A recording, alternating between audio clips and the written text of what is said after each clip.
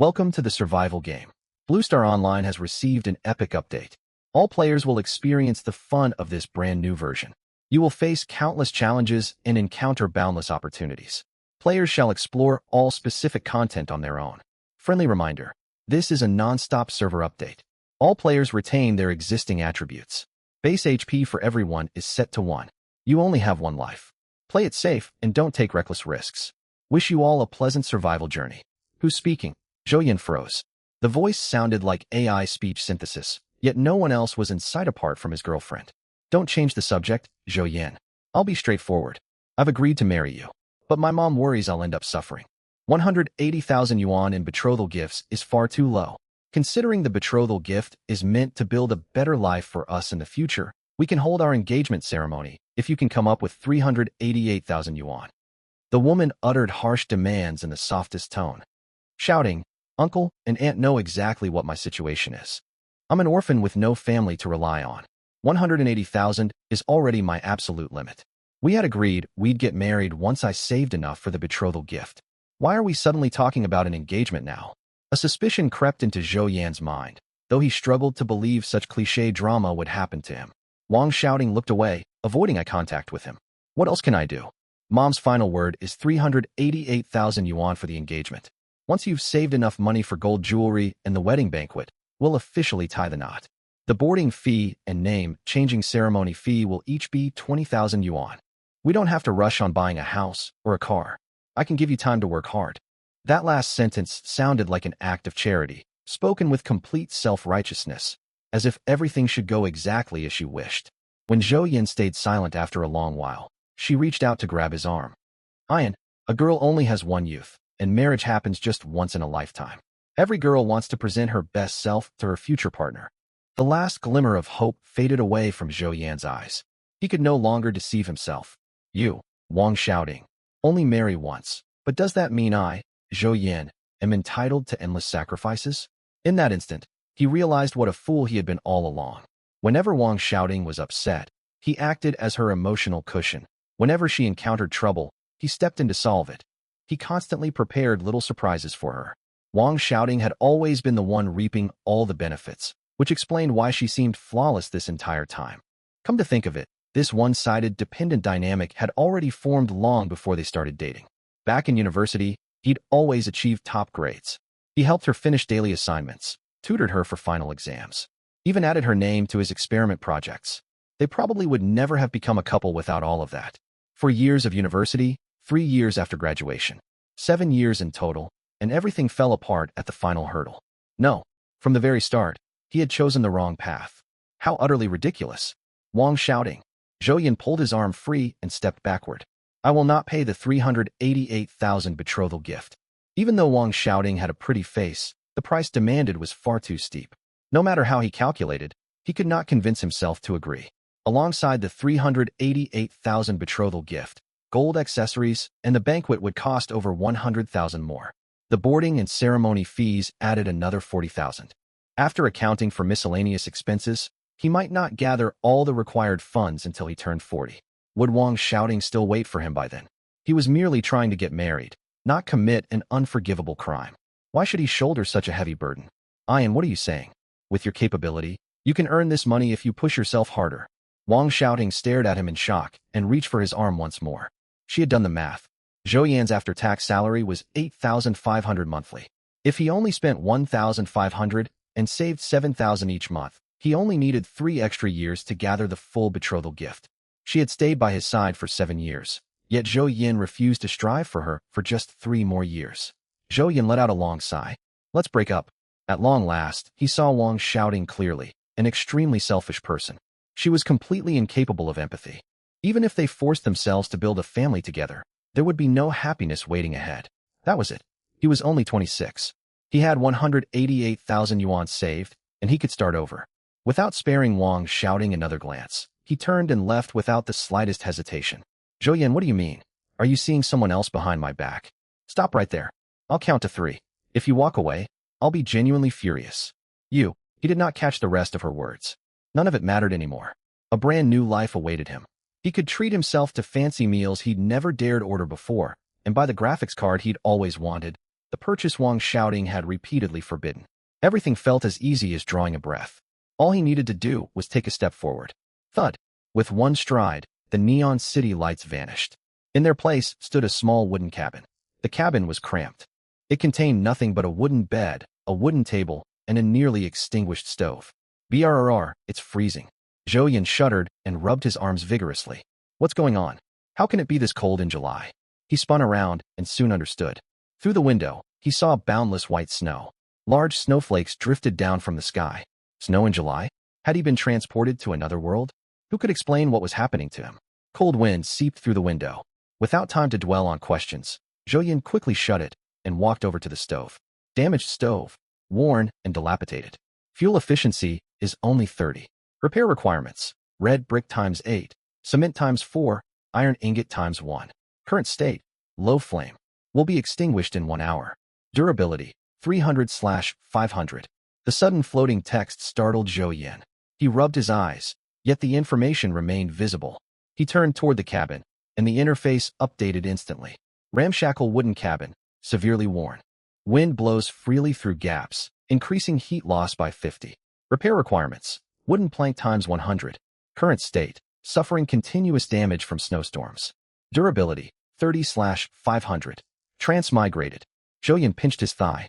The biting cold already proved this was not a dream, but he needed further confirmation. Sharp pain shot through him, and Zhou Yan cursed under his breath. Damn it, are you messing with me? I hope to start a new chapter of my life, not get thrown into a complete reset. A single stove, a shabby cabin, and heavy snow raging outside. Zhou Yan did not need to think hard to grasp his predicament. Apart from his mobile phone, he only wore shorts and a short-sleeved shirt. Once the stove died in an hour, hypothermia would claim him before long. He could dismantle the wooden table to feed the fire and extend its burn time, but that would only prolong a slow death. He lacked warm clothing and could not venture outdoors, let alone gather materials to repair the cabin and stove. Damn fate. Ding. Attention all inhabitants of Blue Star. The Blue Star Online update has been completed. The update took 3 minutes. Initial shelters have been generated for every survivor. The previous version was far too primitive. Blue Star Online now features an expanded map, numerous new creatures, special magical items, diverse occupations, and richer gameplay modes. Players must discover all details independently. The current era marks the early phase of the Little Ice Age. Temperatures across Blue Star will keep dropping. Gather as much food as possible. Heavy snowfall may begin at any time. Environmental resources differ between regions. Newcomer treasure chests will offer varying compensation based on local conditions. Newcomer treasure chests will be distributed in 1 minute. Personal status panel, regional chat channel, and trading post are now accessible. Announcement complete. Resource generation finished. We wish you all the best in your survival.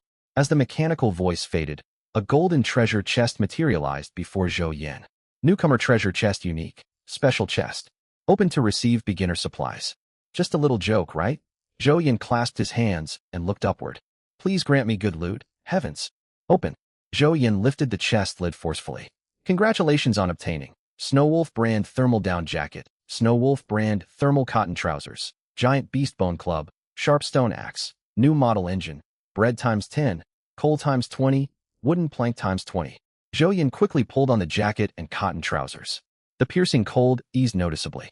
I'm going to survive. He sighed in relief. Once his body warmed up, he began examining all his newly acquired supplies. Giant beast bone club common. Polished lower leg bone of a giant beast, extremely rigid. Durability, 200/200. New model engine rare. Converts energy-bearing materials into kinetic power. Fuel efficiency, 80. Durability, 2000/2000. Coal common. Standard fuel source. Sharp stone axe uncommon. Carefully sharpened stone axe. Grants +5 attack when equipped. Durability, 200/200. The bone club can fend off wild beasts. The stone axe lets me cut timber. I have 10 loaves of bread, and snow can serve as a water source. It's a modest stash, but I finally see a chance to stay alive. Heavy snow continued to fall outside, so leaving the cabin was impossible for the moment. With time to spare, Zhou Yan opened his status panel. Name, Zhou Yan race. Human constitution, 12 spirit power, 15 occupation, divine artisan special hidden occupation, draw forth the essence of all things, seize the creations of heaven and earth. Can forge intricate mechanical constructs using varied materials. A special occupation. Sounds impressive judging by the description. He then opened the regional chat channel.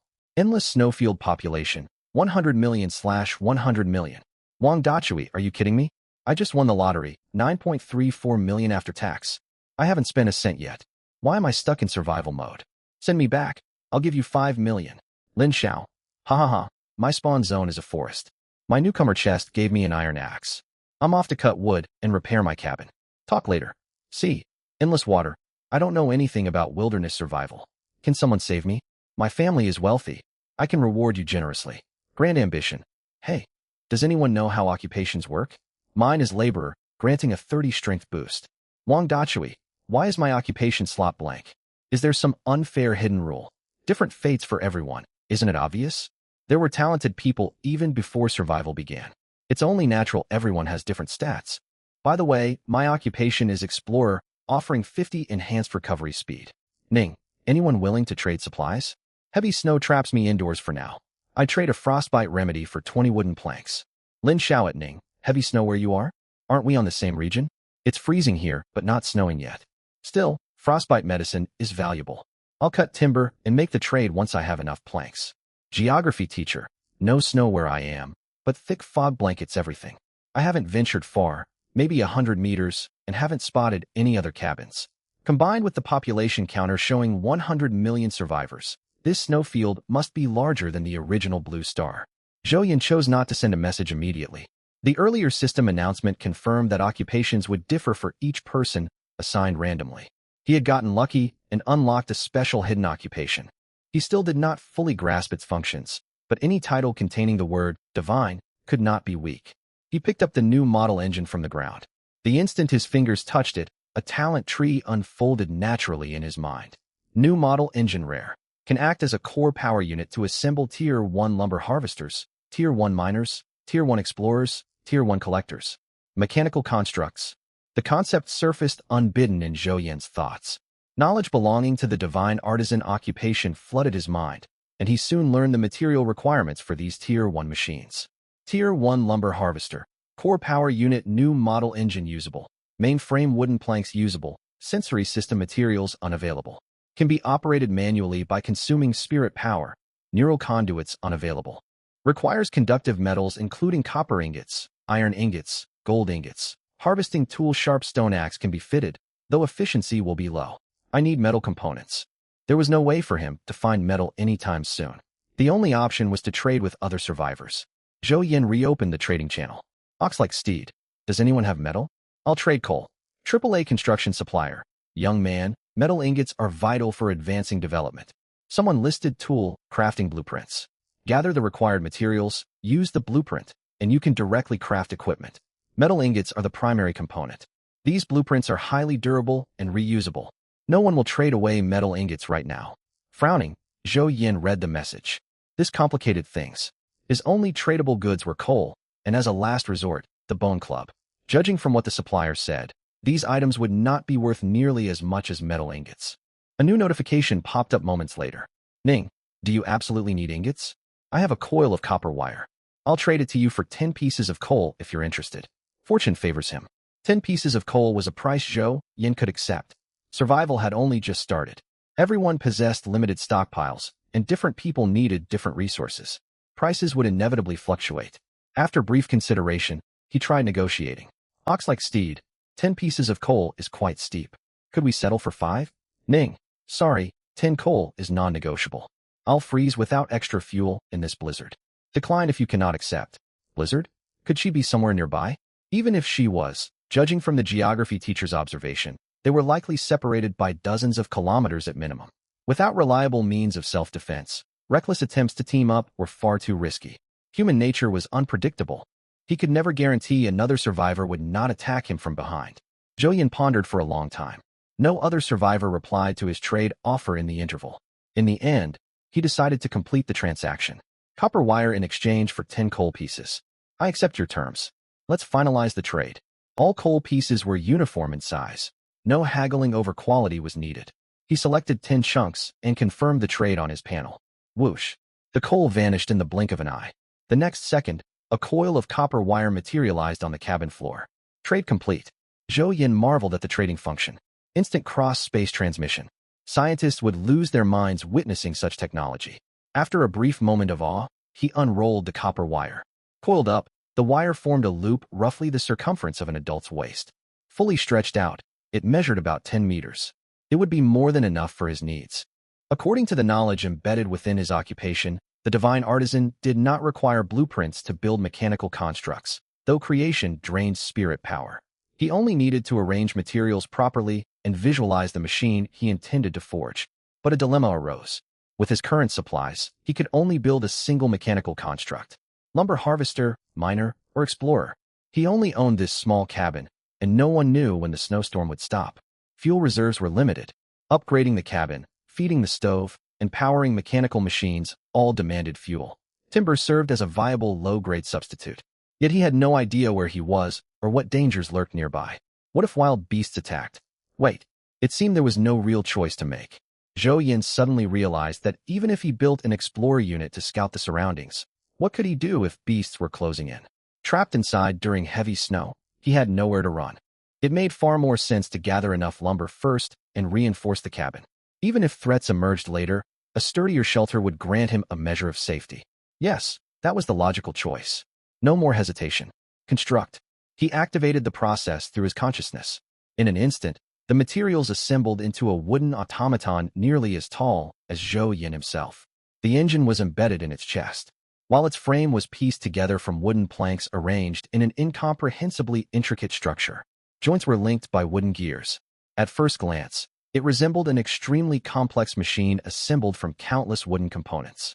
It looks complicated on the surface, yet it's even more intricate underneath, not to mention its supernatural function powered by mental energy. Zhou Yin tried to make the construct move, but before he could do anything, his head suddenly grew heavy, and he nearly blacked out. He checked his status panel. His mental energy had dropped to 3 points, and it would take 24 hours to fully recover. 1 point of mental energy restored every 2 hours. Seems I can't operate this mechanical construct for the time being. Still, Zhou Yin examined the construct stats. Generation 1 lumber cutter wooden, operated by mental energy and fuel. Consumes 1 mental energy point and 6 planks, or 2 chunks of coal per hour. Durability, 500/500. Seeing how much fuel it burned every hour, Zhou Yin was glad he'd built the lumber cutter. Otherwise, with his current stock of only 20 planks and 10 chunks of coal, it could run for barely 7 hours.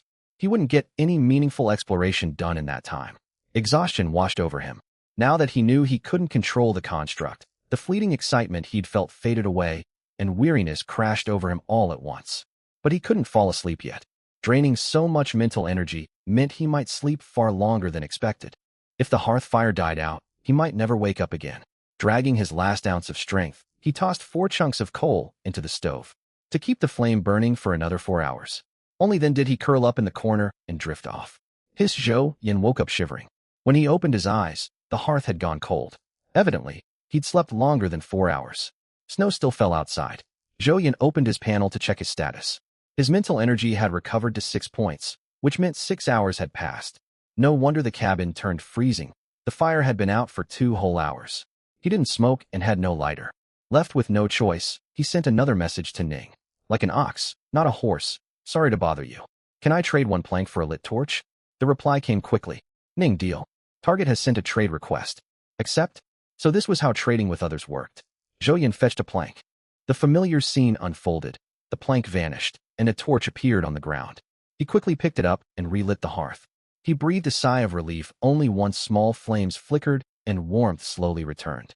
His mental energy remained low, leaving him listless, yet his supplies were nearly gone. 8 chunks of coal would power the lumber cutter for just 4 hours, and his planks wouldn't keep the hearth burning for a full day. Every passing hour made his predicament grimmer. Zhou Yin linked his mind to the lumber cutter. Suddenly, a third-person perspective unfolded before him. He could clearly see himself sitting beside the hearth, even watch his own blinking eyes. The sensation was bizarre. He soon realized the third-person view belonged to the lumber cutter. Given that cross-space item transfer was already possible, Zhou Yin decided not to dwell on the underlying principles. Struggling to adapt to 2 sets of vision, he closed his eyes and fully immersed himself in the construct's sight. He tried lifting the lumber cutter's arm. much like moving his own limb. He overdid it, sending the arm shooting straight above its head. When he shifted weight to take a step, his real body nearly lost balance. It took a full half-hour for Zhou Yin to get accustomed enough to control the lumber cutter with basic mobility.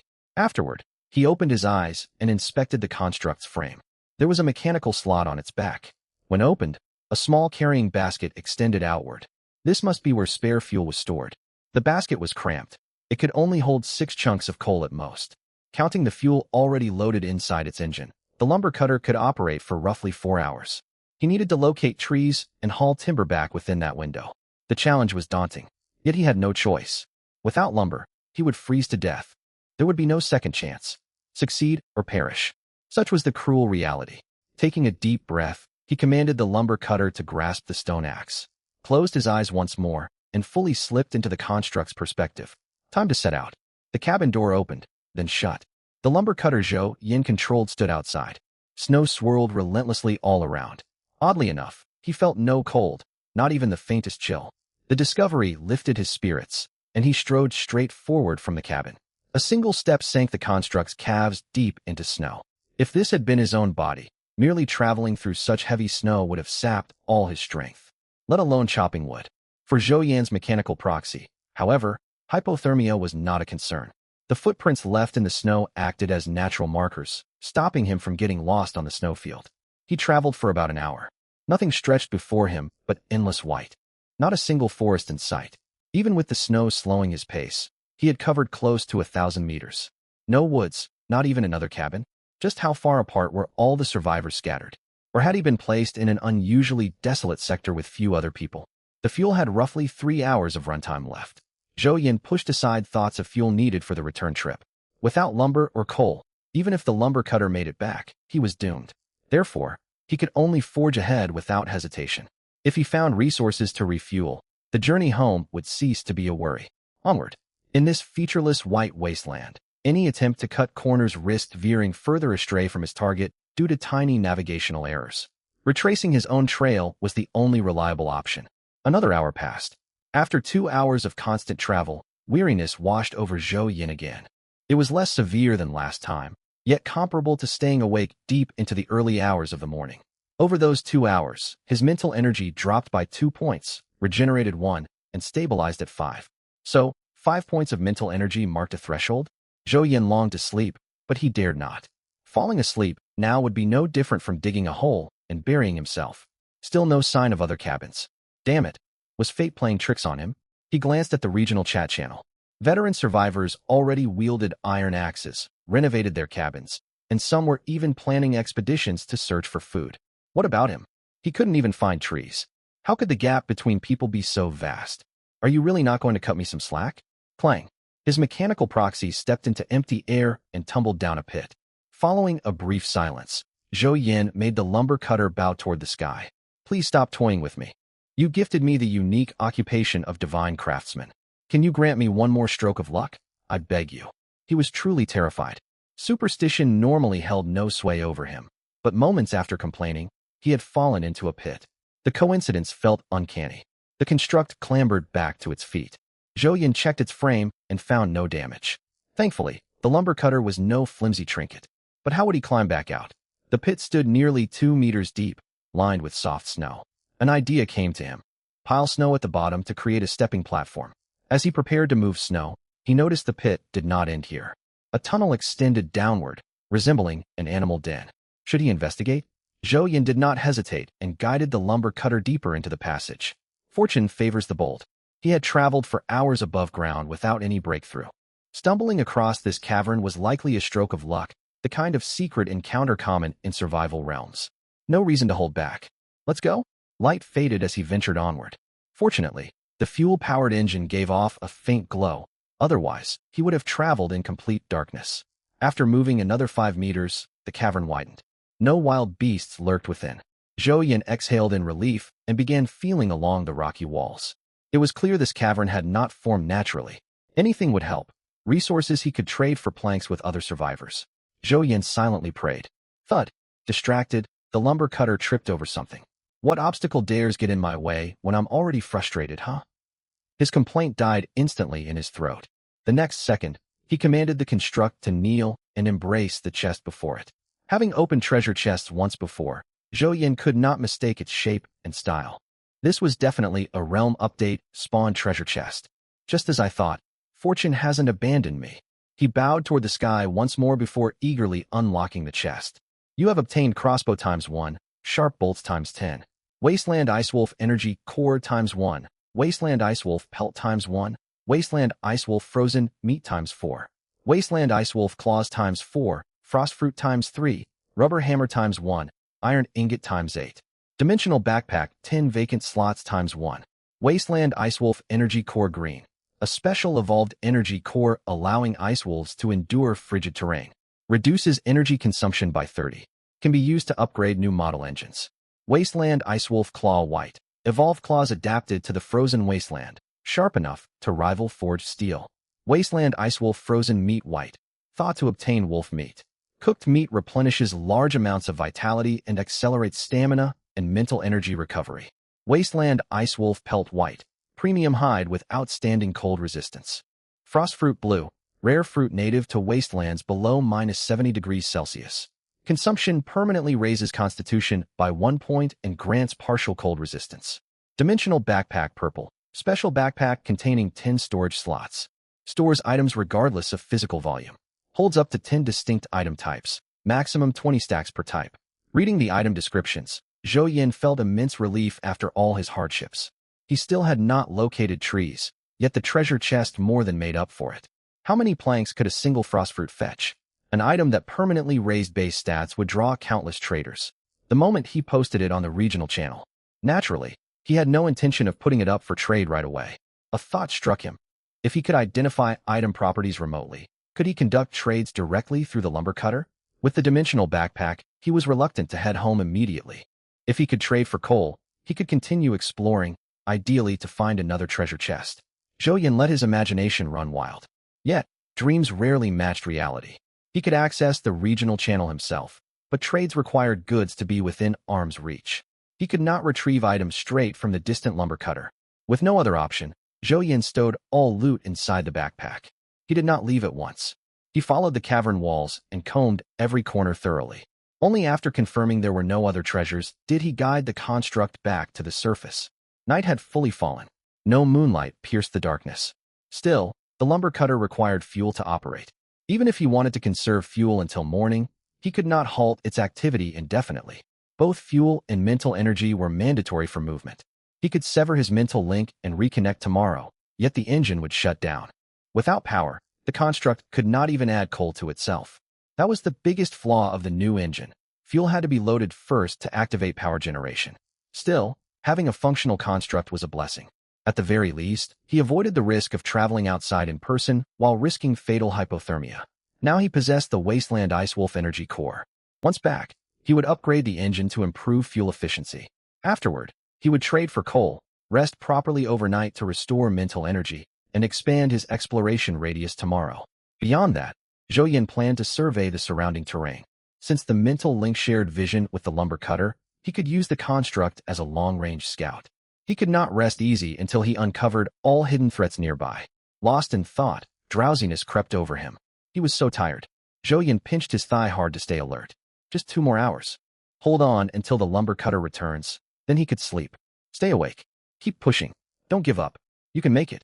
The night was pitch black, yet deep footprints marked the path he had taken. Fresh snow had partially covered them, but the uneven depressions remained visible.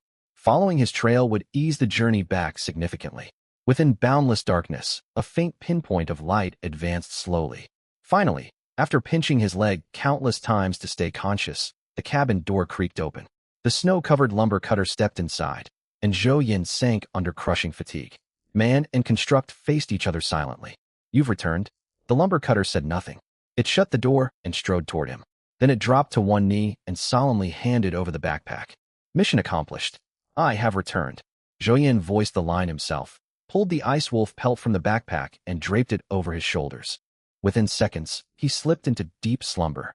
Shortly afterward, the lumber cutter's engine cut out. The following dawn, Zhou Yin woke shivering once more, though only his face felt the bitter cold this time. "Hiss!" He gasped, rubbed his cheeks vigorously, and covered them with the fur until the stiffness faded before standing up. The lumber cutter remained frozen in its kneeling posture. Recalling last night's scene, Zhou Yin tugged at his lips in embarrassment at his own foolishness. He had been far too exhausted to sort through the supplies properly then. Opening the backpack, he took out the Ice Wolf energy core and examined it closely. It resembled crystal, ice blue and diamond-shaped, roughly palm-sized. After studying it and learning nothing new, he placed it against the construct's engine. Mental energy drained away as a thin layer of icy blue film wrapped around the engine, drastically improving its appearance. Generation 1 Lumber Cutter Ice Wolf, operated by mental energy and fuel, consumes 0.7 mental energy points and 4.2 planks, or 1.4 chunks of coal per hour. Durability, 650/700. Repair materials required, plank times 2. HM, mental energy consumption has dropped too. The durability cap was boosted by the Ice Wolf core, and the missing 50 points are wear from yesterday's travel. It lost 50 durability in one day, yet repairs only required 2 planks, an excellent trade-off. Zhou Yin checked his status panel. He retained 8 points of mental energy, enough to work with. He did not rush to reactivate the lumber cutter. Not that he could, for every chunk of coal had been exhausted. The last 2 pieces had fueled the hearth through the night. He was completely out of resources. No coal, and no planks left. He rummaged through the backpack again. The claws had no immediate use. The frozen wolf meat was a strategic reserve, to be kept for emergencies. He could trade some iron ingots, while the crossbow would serve for self-defense.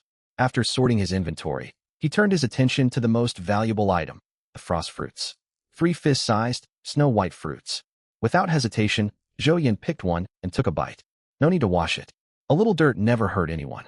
It was freezing hard against his teeth. Though he complained, he kept eating steadily. Soon only the pit remained. He stretched his arms and legs, noticing no obvious bodily changes. He opened his panel and checked. Constitution, 13. It really had risen by 1 point. As expected, those novel tropes of purified meridians and surging warmth are all fiction. Staring at the 2 remaining frost fruits, he decided not to eat them immediately.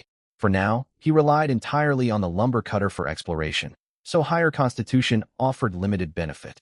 On the other hand, these fruits were extremely rare and ideal trade goods.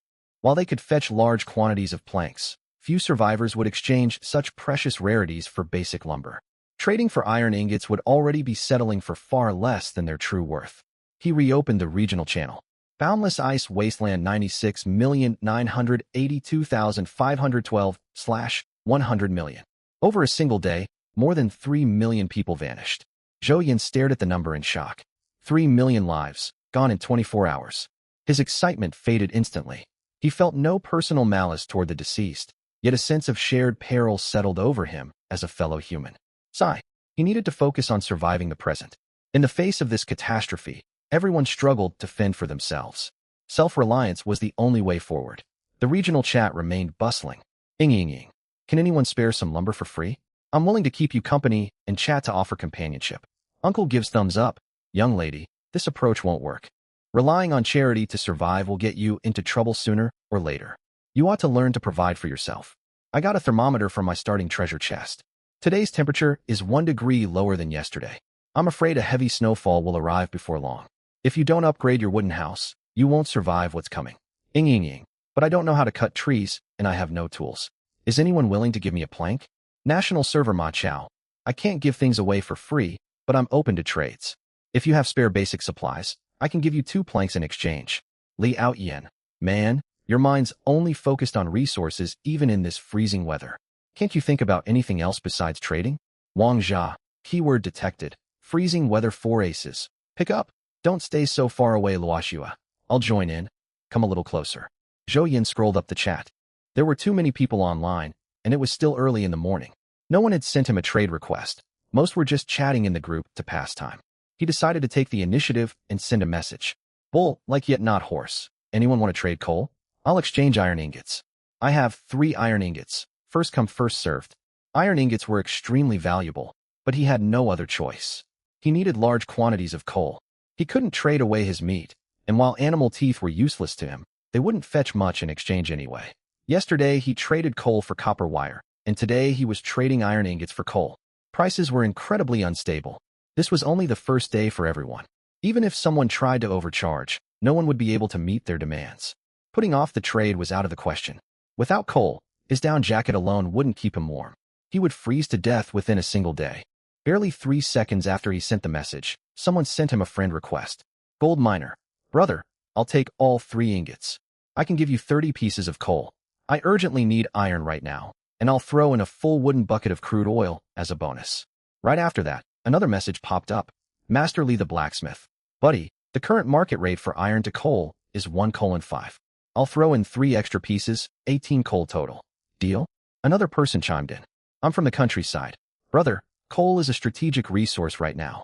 I can only offer a rate of 1:3. If you agree, I'll add 1 extra piece for 10 coal. What do you say? Zhou Yin looked over the offers without rushing to decide. Some people were shrewd negotiators, but starting locations differed for everyone, meaning available resources varied wildly, so exchange rates would naturally differ too. Zhou Yin had no interest in all these mind games. He simply waited for whoever offered the highest price. Shortly afterwards, Gold Miner messaged him again. Gold Miner, young friend, I'm not trying to rip you off. My offer is already very generous. To be honest, I found an ore vein here. I've got plenty of coal, but I don't have a pickaxe to mine it. I spent a fortune getting the blueprint for an iron pickaxe, yet metal materials are scarce and hard to come by. This is everything I can offer you. If you trust me, I'll send you an extra 10 pieces of coal after we complete the trade. It was true.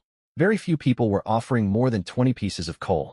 30 pieces was indeed a generous offer, not to mention the barrel of crude oil as an extra. He badly needed coal. Since this person had an abundant supply, they could establish long-term trade. Zhou Yin quickly accepted the friend request. Bull-like yet not horse, sorry for the wait.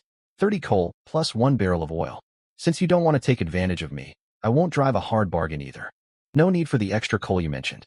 If you mine more coal later, set some aside for me. I can trade you other materials. 30 pieces of coal would power the lumber golem for 1 expedition outside. While those extra 10 pieces of coal would be a huge help right now, he still held 5 more iron ingots. In the long run, building goodwill and securing a lasting partnership was far more worthwhile. If he turned down this arrangement, the trader might refuse to work with him next time, and finding another buyer willing to pay such a high price would be difficult. Gold miner, no problem. I'll reach out to you first for future trades. But I've got piles of coal here. Those 10 extra pieces are a gift. Let's consider it a gesture of friendship. The two settled their agreement and sent the trade invitation. Seconds later, materials were exchanged, and the trade concluded successfully. 30 pieces of coal, alongside 1 barrel of crude oil. The oil was stored inside an ordinary cooking oil bucket. Since it was a free bonus, Zhou Yin didn't mind the container. The oil would be far more efficient if separated and refined, but given their current circumstances, any viable source of energy was welcome. Coal was easy to store, so he set it aside for later use. Zhou Yin poured the crude oil into the new engine. Channeling his mental power, he controlled the lumber golem to stand upright. Once the construct met his gaze at eye level, he smiled in satisfaction. What a great engine. I love that it runs on nearly any fuel. Thanks to the dimensional backpack, the lumber golem could carry far more fuel. Zhou Yin took out 20 pieces of coal and placed them inside the backpack, then strapped the pack onto the construct's back personally. Only then did he send the lumber golem out of the cabin. He considered trading for more timber, but after thinking it over, exchanging iron ingots for planks felt like a terrible loss. It made more sense to explore first. He could sort out potential trades later tonight. Outside the small wooden house, heavy snow continued to fall, even harder than the day before. Trails he had trampled yesterday were still faintly visible beneath the fresh snow. Zhou Yin glanced left, then right, and finally chose to head toward the rear side of the cabin. After an entire night of snowfall, drifts that had reached calf-high yesterday now swallowed knees. Travel was far more difficult. Luckily, the lumber golem could not feel cold. He had prepared ample fuel this time, and his mental reserves were sufficient. He had plenty of time to explore slowly. After walking for roughly half an hour, a large rounded mound blocked his path. What's this? He used a stone axe to brush away snow covering the mound. As snow slid off, tangled vines underneath came into view. Am I this lucky? I found something only half an hour out. He tugged hard on the vines. The vines ripped free by their roots, revealing plump, thick root clusters about as wide as a human wrist. At the same time, information on the strange plant appeared before Zhou Yan's eyes. Vine radish, extremely frost-resistant, can be used for medicine. Its roots bear cold-resistant fruit. Growth cycle, 3 months. Cold-resistant fruit. Highly tolerant of freezing temperatures. Edible raw. Consuming it restores small amounts of hunger hydration, and sugar. It was a multi-purpose resource. The medicinal vines and sugar-rich fruit were both valuable supplies. Most importantly, this mound was covered in clusters of vine radish. Time to dig. Zhou Yin commanded the lumber golem, which immediately set to work digging in the snow. Nearly an hour passed. Congratulations. Obtained cold-resistant fruit times 27. Zhou Yin was satisfied with the haul and stowed everything inside the dimensional backpack. With a 3-month growth cycle, he could attempt cultivation once conditions allowed. Only a stable source of food would let him fully relax. He walked forward for another 30 minutes and finally spotted a small stretch of forest. I knew picking this direction was right. It was meant to be. Approaching a tree, he ordered the lumber golem to swing its axe. Thud. 1 strike, 2 strikes, 3 strikes. A lumber golem versus a tree was a perfect match. As an office worker who had only seen tree cutting in cartoons, Zhou Yin knew it took roughly 10 minutes to fell a single tree. Cartoon episodes ran for about 10 minutes, and he needed the same length of time to cut down a tree. It was true inheritance. Master Logger, I have grasped the true meaning of felling timber. Obtained blue for log times 1. Zhou Yin suddenly realized he was operating indirectly through the lumber golem. He could not automatically turn logs into planks. He had no choice but to store the raw logs inside the backpack. Another blue for log went into storage. He had no idea how other survivors cut timber. To him, it felt exactly like playing a lumber cutting simulation game. He found a good position, chopping diagonally upwards several times to carve an angled notch. Then he struck hard at the center. With a crash, the tree toppled in the direction of the cut. Zhou Yin amused himself as he worked. 80, 80, 80. After persistent labor, the dimensional backpack held 15 blue fir logs. Zhou Yin paused to organize his belongings and continued onward. Half of his coal fuel still remained. Now that he knew where the forest lay, he could return for planks later if needed. More importantly, he hoped to discover something far more valuable. The stove kept him safe from freezing as long as fuel held out. Treasure chests, however, were a different matter entirely. They were definitely limited in number. While everyone else focused on cutting trees, he would take the opposite approach and hunt for treasure chests first. A single chest would yield resources worth far more than all the timber he could gather. He could always consider upgrading the wooden house if his treasure hunt came up empty-handed. After all, supplies from the chest he found previously could sustain him for a while longer. The greater the danger, the greater the reward.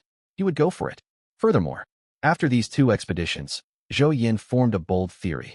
The artisan's legacy contained not just small mechanical constructs, but large-scale machinery as well. He could build a massive mechanical creation and attach his dwelling to it. That way, he could relocate his home at any time using the construct's mobility. Rushing to upgrade the small cabin now might let him trade surplus resources with other survivors. But as time passed, everyone would exhaust resources close to their homes.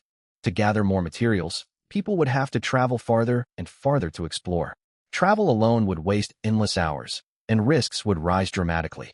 So long as wild beasts could not attack the cabin, he would hold off on renovations for now. Still, he would stockpile planks, keeping an escape plan available for emergencies.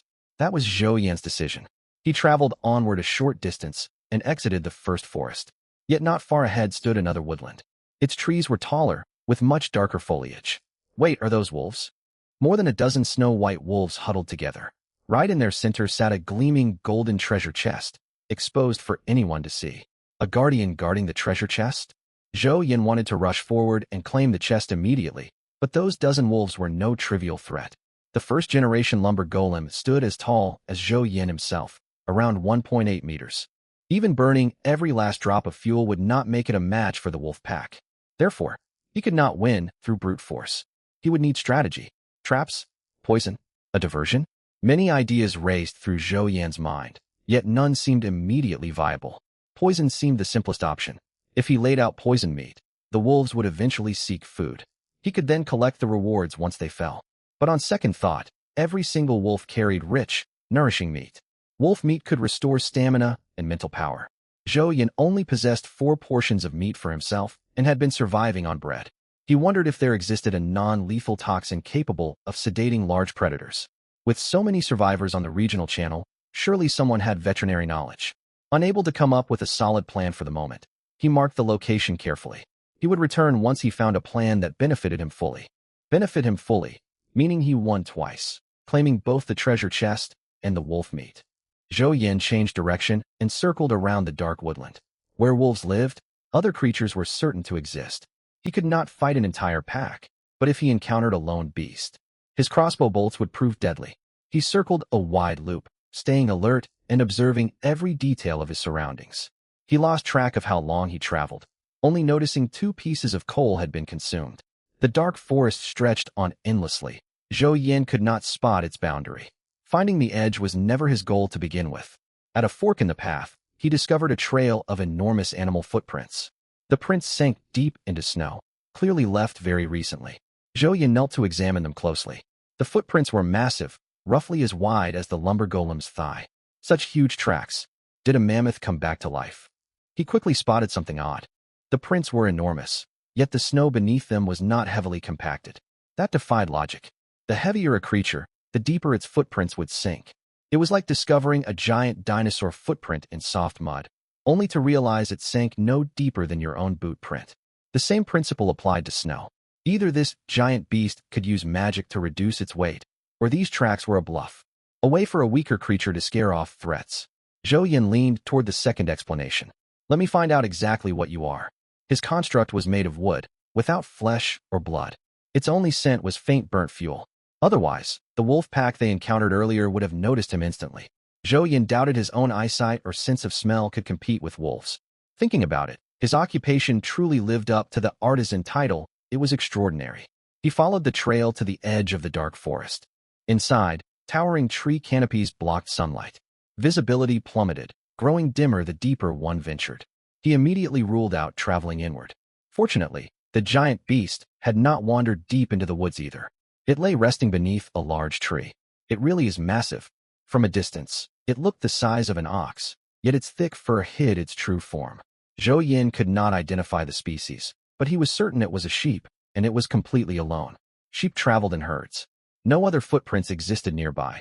This opportunity was too good to waste. He pulled the hand crossbow from the dimensional backpack and loaded a bolt, positioning himself at the ideal firing angle. Whoosh! The instant the bolt cut through the air, it streaked forward like a blur. Bah! A sheep's cry echoed out. The beast tried to run, but the bolt embedded in its body left it unsteady. It stumbled and barely moved a short distance. Zhou Yin had no formal crossbow training, but he had practiced with slingshots before, so his aim was decent. Crossbows could not match firearms, yet they were deadly weapons in ancient times. Few creatures could dodge a well-aimed bolt. Blood stained the white snow. He could not afford to waste time. If he delayed too long, the scent of blood would drift and draw other carnivores, landing him in trouble. He knocked another bolt and fired once more. A headshot. The sheep instantly lost all life. Zhou Yin stowed the crossbow and hurried forward to retrieve both bolts stuck in the creature. Bolts were limited. He could not afford to waste them. After recovering the ammunition, he stored the fat sheep in the dimensional backpack. He scanned the surrounding area, found no treasure chest, and quickly set off back along his trail. Today's gains were already substantial. Survival was not a game. The lumber golem was his only active construct. If he grew greedy and let it get destroyed, his losses would be catastrophic. He had not traveled far when his fear became reality. Blizzard snow erased landmarks, leaving him reliant on his old tracks to navigate home. Still, the trail of blood had attracted the wolf pack. Talk about rotten luck. He had barely hunted the sheep, and the wolves were already on his trail. How could heavy snow not mask the smell? Did they have radar in their heads? Zhou Yin wanted to flee, yet the wolves were far swifter. In barely a dozen breaths, he found himself surrounded by more than 10 wolves. This could be the end. The largest wolf in the pack stepped slowly toward the lumber golem. Through the construct's senses, Zhou Yin felt the overwhelming menace of a wild predator. One step, then another, and another. The alpha wolf made no immediate lunge, choosing instead to intimidate its prey into panic. Zhou Yin stood motionless. While a flicker of alarm crossed his mind, he quickly reminded himself his real body remained safe inside the wooden cabin. Only the lumber golem faced danger out here. His sense of terror faded significantly. He only hoped the wolves would not destroy the construct entirely. As long as the lumber golem could still move afterward, he would count it a win. The alpha seized its chance, tackling the wooden construct to the ground and sinking its jaws into its neck. Oddly enough, Zhou Yin felt no fear. The experience was surreal. Logically, he ought to panic at the wolf's attack. Yet the split perspective of his real body and the lumber golem made it feel like playing an ultra-realistic 3D video game. He also noticed a crucial detail. Though the alpha's bite left deep tooth marks, at the end of the day, it was wood. Sure enough, after clamping its jaws around the logger's neck for several minutes, the alpha wolf finally let go. It sniffed all over the machine, and when it tried licking the engine, its tongue got burned. It was then that Zhou Yin noticed sheep's blood smeared across the engine. Everything clicked into place. No wonder the wolves lingered beside the pile of timber. Blood had soaked into the wood. Truly, life was full of unexpected twists. He had the dimensional backpack to thank. Without it fully storing the sheep, he would never have managed to bring the animal back. Dimensional backpack. The logger got lucky without lifting a finger. I'm the real MVP. Repeated setbacks made the alpha wolf lose all interest in the logger. It couldn't eat the machine, and the blood burned its tongue. Wasting energy lingering here served no purpose at all. The alpha wolf let out a howl. The pack turned and raced toward the spot where Zhou Yin had slain the sheep earlier. Zhou Yin had been rejected, cast aside by a pack of wolves. A swirl of emotions welled up inside him. Still, this was good news. The logger hadn't sustained severe damage. A few planks would be enough to repair it. More importantly, from his earlier observations, there were only around a dozen wolves in total. Now that the whole pack had left, the treasure chest was left unguarded. Just as I thought. Fate is on my side. All the wolves were gone, and nothing remained around the chest. Thanks to the tall trees in the dark forest, the snow here wasn't overly deep. Zhou Yin easily reached the chest and stowed it inside. He immediately turned and ran along another set of footprints. The wolves could return at any moment. The dimensional backpack had limited capacity. Coal, a stone axe, a crossbow, bolts, plus the timber, sheep, and manro vine he had just collected. Only one storage slot remained. He wouldn't have space for whatever was inside the chest if he opened it now. On the way back, Zhou Yin saw the wind and snow growing heavier. Traveling against the wind slowed him down greatly. While remotely guiding the logger back along the original path, he browsed the regional chat channel. The snow would not stop anytime soon, and it might only intensify. He possessed the logger and knew the direction. Yet the distance was considerable.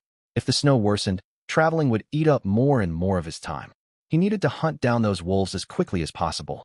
He had to prepare for the worst-case scenario. If heavy snow made travel difficult even for the logger, he would need ample food to survive the crisis. He currently had only 4 loaves of bread and 4 portions of wolf meat. Once the logger returned, he would gain more than 20 cold-resistant fruits along with mutton. Cold-resistant fruits could not serve as staple food, but they replenished sugar, so he could trade some away. As Zhou Yin pondered, a highlighted message caught his eye. Endless Snowfield Regional Announcement. The first balance patch will roll out at midnight tonight. Snowfall has become severe in many zones of the Endless Snowfield, drastically raising survival difficulty. To balance gameplay, Blue Star Online will adjust treasure chest spawn rates and tiers based on local environmental harshness. Dozens of comments followed the announcement. Treasure chests? Does that mean there are chests besides the starter chest? Skilled Lumberjack? I've stumbled across one, if you're curious.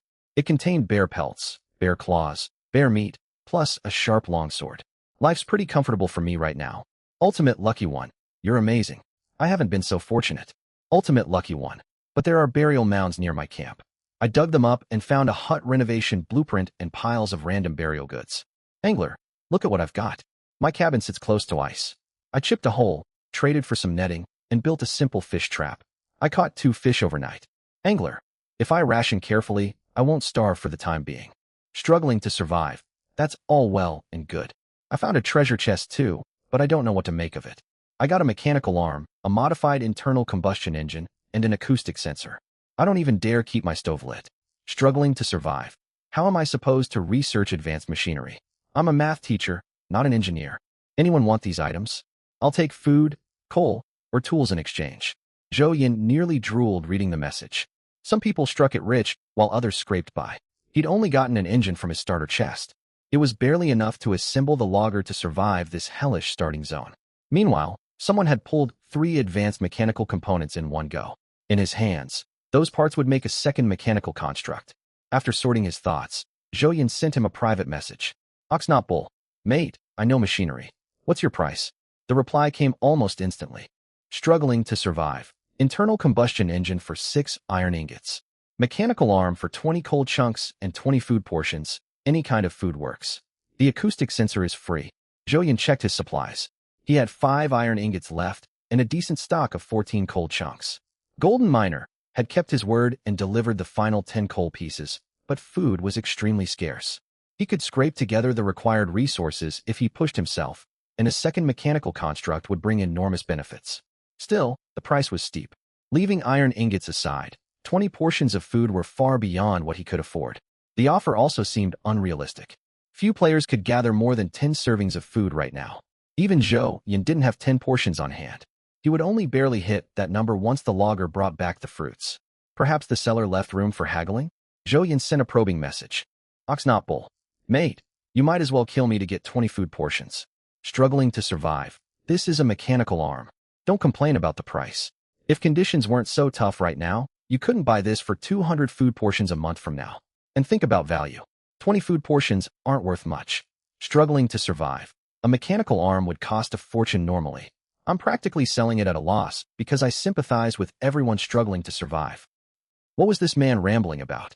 Zhou Yin intended to negotiate, but couldn't the former teacher think before speaking? Ox not bull. All right then. Keep them reserved. Ox not bull. I'll contact you again once I gather those supplies in a few months. Zhou Yin had no interest in humoring him. He came to trade, not to listen to pointless lectures. If this deal fell through, he would just keep searching for treasure chests on his own. Struggling to survive. I'll be dead of starvation then. Zhou Yin suspected this person lacked common sense. If he wanted to raise the price, he could simply say so. Instead, he insisted on delivering tedious, unappealing lectures.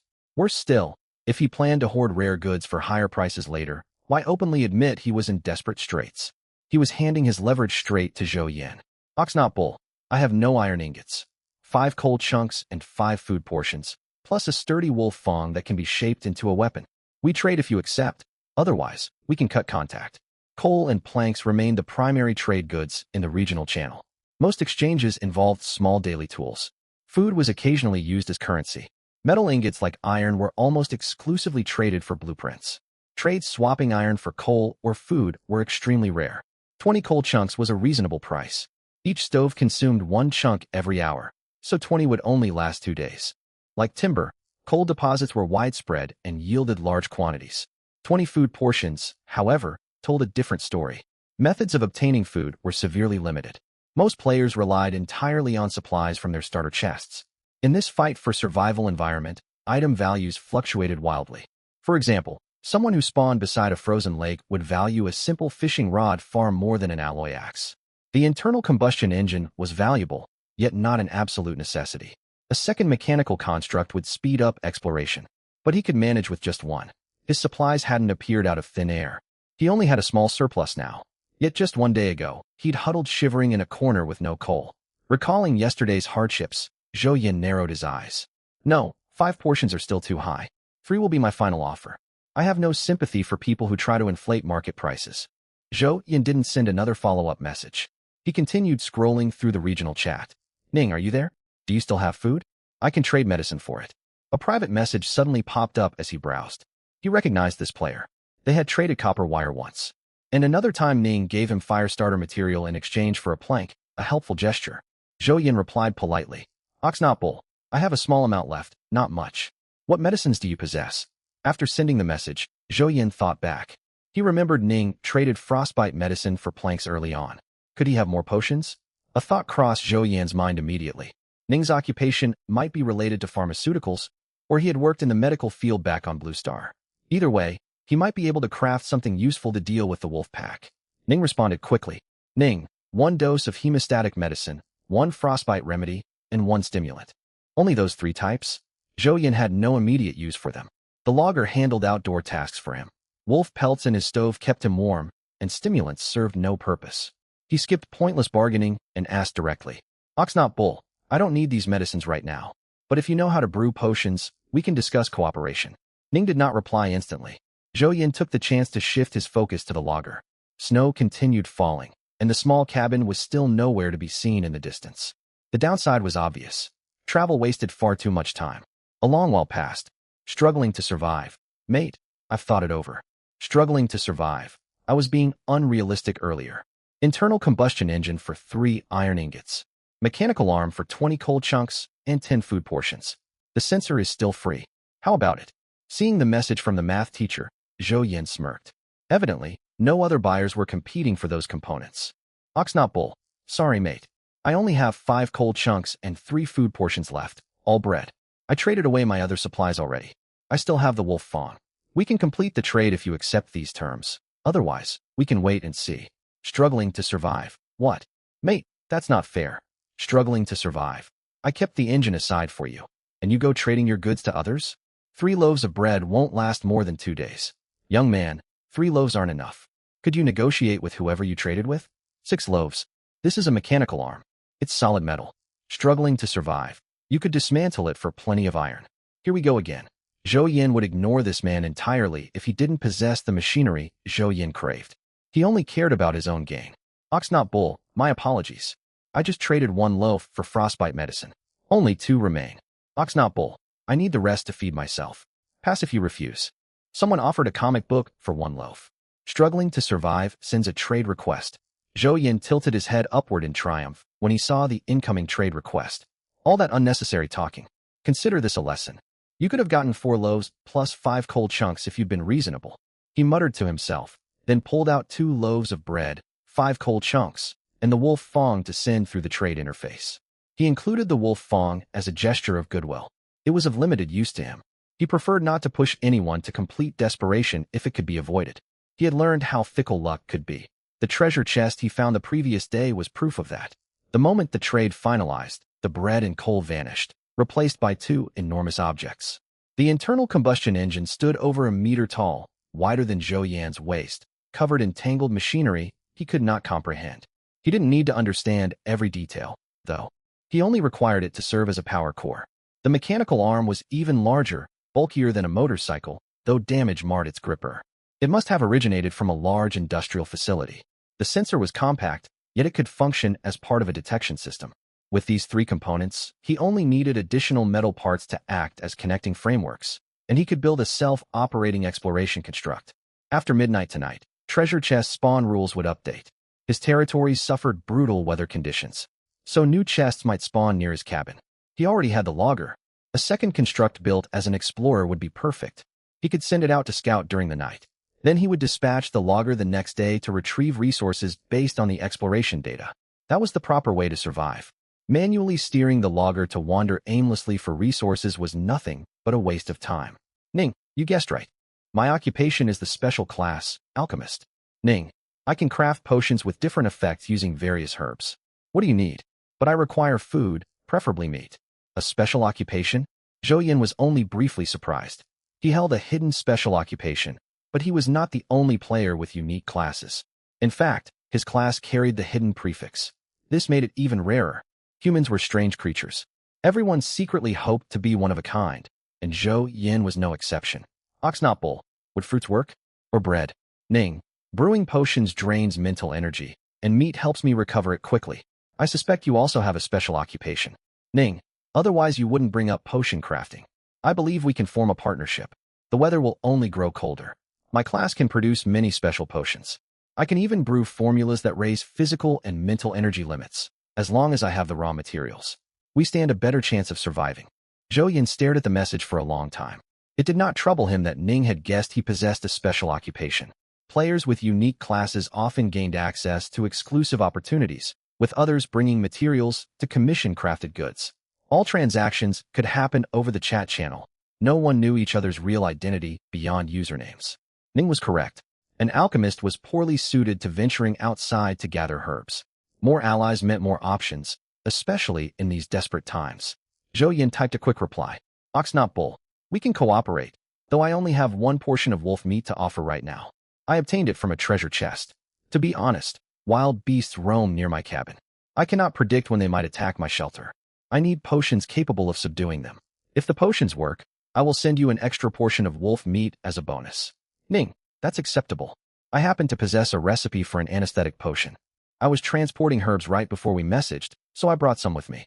I have the remaining auxiliary ingredients, but I need 1 datura flower. It is an essential catalyst and cannot be omitted. A datura flower. He would have to check the regional channel to see if anyone had looted one from a chest. Ox not bull, understood. Keep an eye out, and I will also try to trade for one. Ning, other herbs with equivalent effects can substitute. There is a photo function in the chat window. If you collect any unfamiliar plants, send me a picture. I can identify them, and there may be alternative potions to help you deal with the beasts. Zhou did not send another reply. He lifted his gaze toward the cabin doorway. The logger had returned. Zhou pushed aside the wolf pelt covering him, stood up, and opened the cabin door. While guiding the logger inside, he examined its damage. Mark I Logger Wolf variant. Operates via mental energy and fuel. Consumes 0.7 mental energy points plus 4.2 planks or 1.4 coal chunks per hour. Durability for 60/700. Repair materials required. Planks times 10.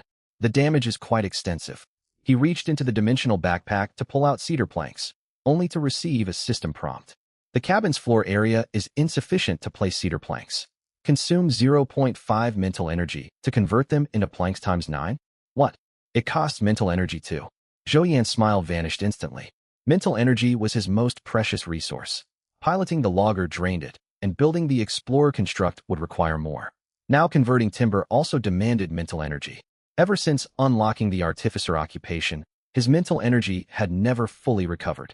Zhou Yan set aside the plan to convert timber for repairs and checked his other gains. There it was, the gleaming golden treasure chest. Zhou Yan stroked the chest before setting it beside the stove. I'll wait until midnight to open it. The announcement said chest loot rarity will update tonight. My territory faces heavy snow and wolf threats. With such great risks involved, I deserve a golden legendary drop.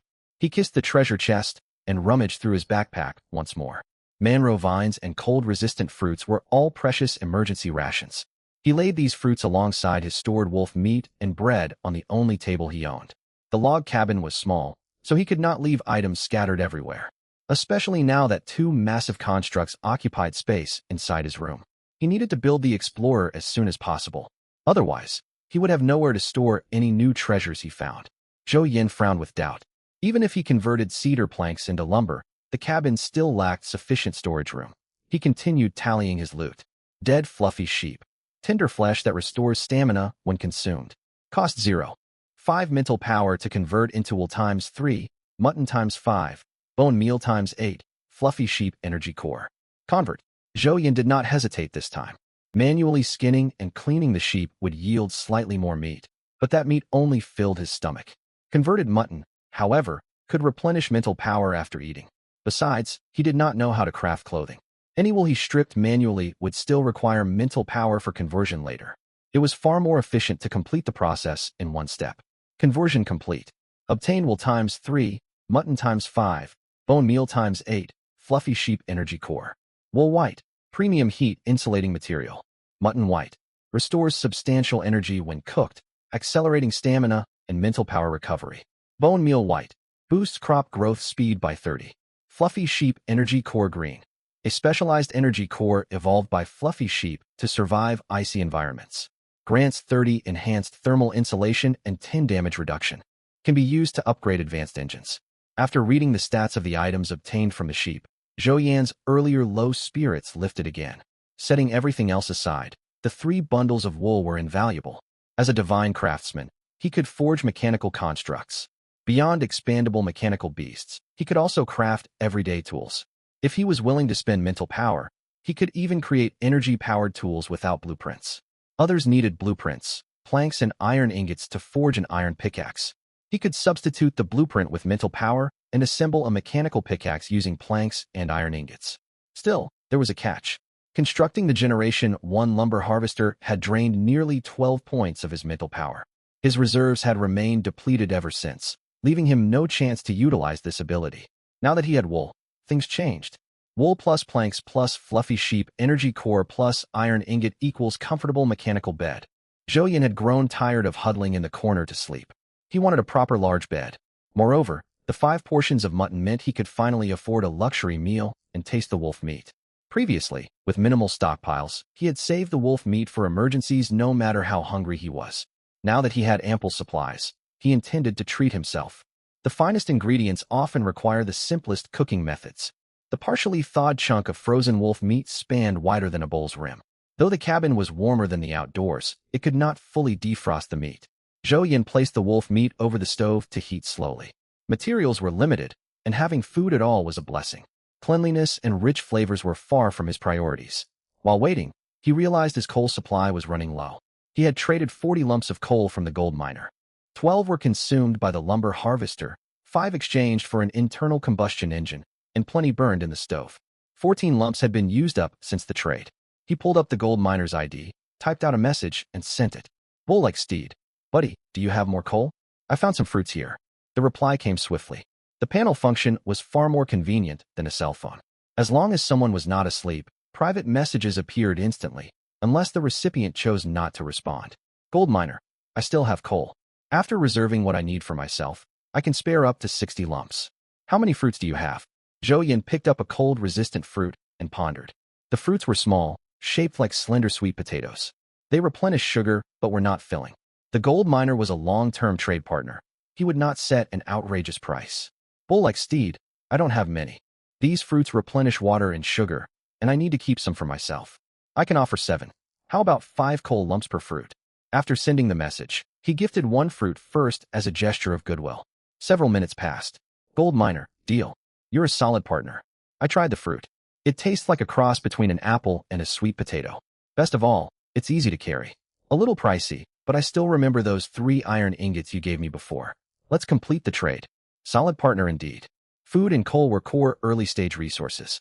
Coal could be replaced with planks to some extent, so a ratio of 5 coal per fruit was reasonable. If the man had tried to bargain, Zhou Yin would accept any offer no lower than 30 coal lumps. He never expected the gold miner to be so straightforward. This ally was trustworthy. The trade concluded. Zhou Yin stacked the 44 new coal lumps against the wall. He tossed one into the stove and flipped the wolf meat. He lacked proper cooking utensils. Burning the meat would be a terrible waste. Zhou Yin's impromptu roasting turned out well. Without salt or other seasonings, the natural fats within the wolf meat rendered over the flames, creating a satisfying flavor. The meat shrank further after cooking, and the portion was just right for him. He ate until comfortably full. It was pure bliss. So this is what meat tastes like. It has only been 2 days, yet it feels like an entire century. He opened his status panel. Mental power, 6 out of 15. Recovers 1 point per hour. Recovery speed boosted by 100, effect lasts 6 hours. Seeing this result disappointed Zhou Yin slightly. He had hoped eating food would restore mental power instantly, like in video games. Instead, it only accelerated regeneration. Still, any boost was better than nothing. He was not one to dwell on negativity. The early phase of survival was always harsh. Crafting the mechanical bed required mental power. Building the Generation 1 lumber harvester cost nearly 12 points. The bed might not demand quite so much, but if the cost exceeded 5 points, he could not risk it. If his mental power dropped to 0, terrible consequences might follow. Even 3 remaining points left him strained. Depletion could very well lead to collapse. Unnoticed, darkness fell across the land. By the glow of the stove fire, Zhou Yin could barely see his surroundings. I need to upgrade the stove eventually. I could build a mechanical stove, yet I only have 5 iron ingots left. I still need to craft the bed and the explorer. Zhou Yin planned how to allocate his iron ingots. Mechanical constructs required 4 core components, even without blueprints. Main frame, power core, energy conduit network, perception system. The stove did not need mobility or perception, so he could substitute those parts with ordinary materials. But the energy conduit network was mandatory for the construct to function, and metal was required to transmit energy. I can only hope treasure chests drop great loot. Night fell rapidly over the snow plains. Zhou Yin checked his cell phone. 6:55. This device was the only item he had brought from his original world. Here, it served no purpose beyond telling time. The endless snow plains had no network, and power was limited. Even with extreme power-saving mode enabled over 2 days, only 20 battery remained. Within another day, the phone would turn into a useless brick. The regional chat channel was his only source of entertainment. Wang Dachui, everyone, another day draws to an end. To celebrate surviving another day, anyone want to show off a talent? Blossom, blossom, blossom. Cut the nonsense. I spent all day gathering mushrooms, and I'm exhausted. Why would I perform for you? Get lost. 2 egrets. Gathering mushrooms? How? What kind of mushrooms? Villager, you ought to team up with that national server Ma Chao. Even if she really hands you mushrooms, would you dare lower your guard? 6th personality, you've got guts. Temperatures drop even lower at night on the snow plains. I reinforced my cabin to stop extra heat loss, yet I'm still shivering. Anyone who undresses out here is truly bold. I'm awesome. I tested it. It takes barely the time to relieve yourself, and you're at risk of freezing solid. Scholar, freezing solid? We've got quite the cast of characters in this region.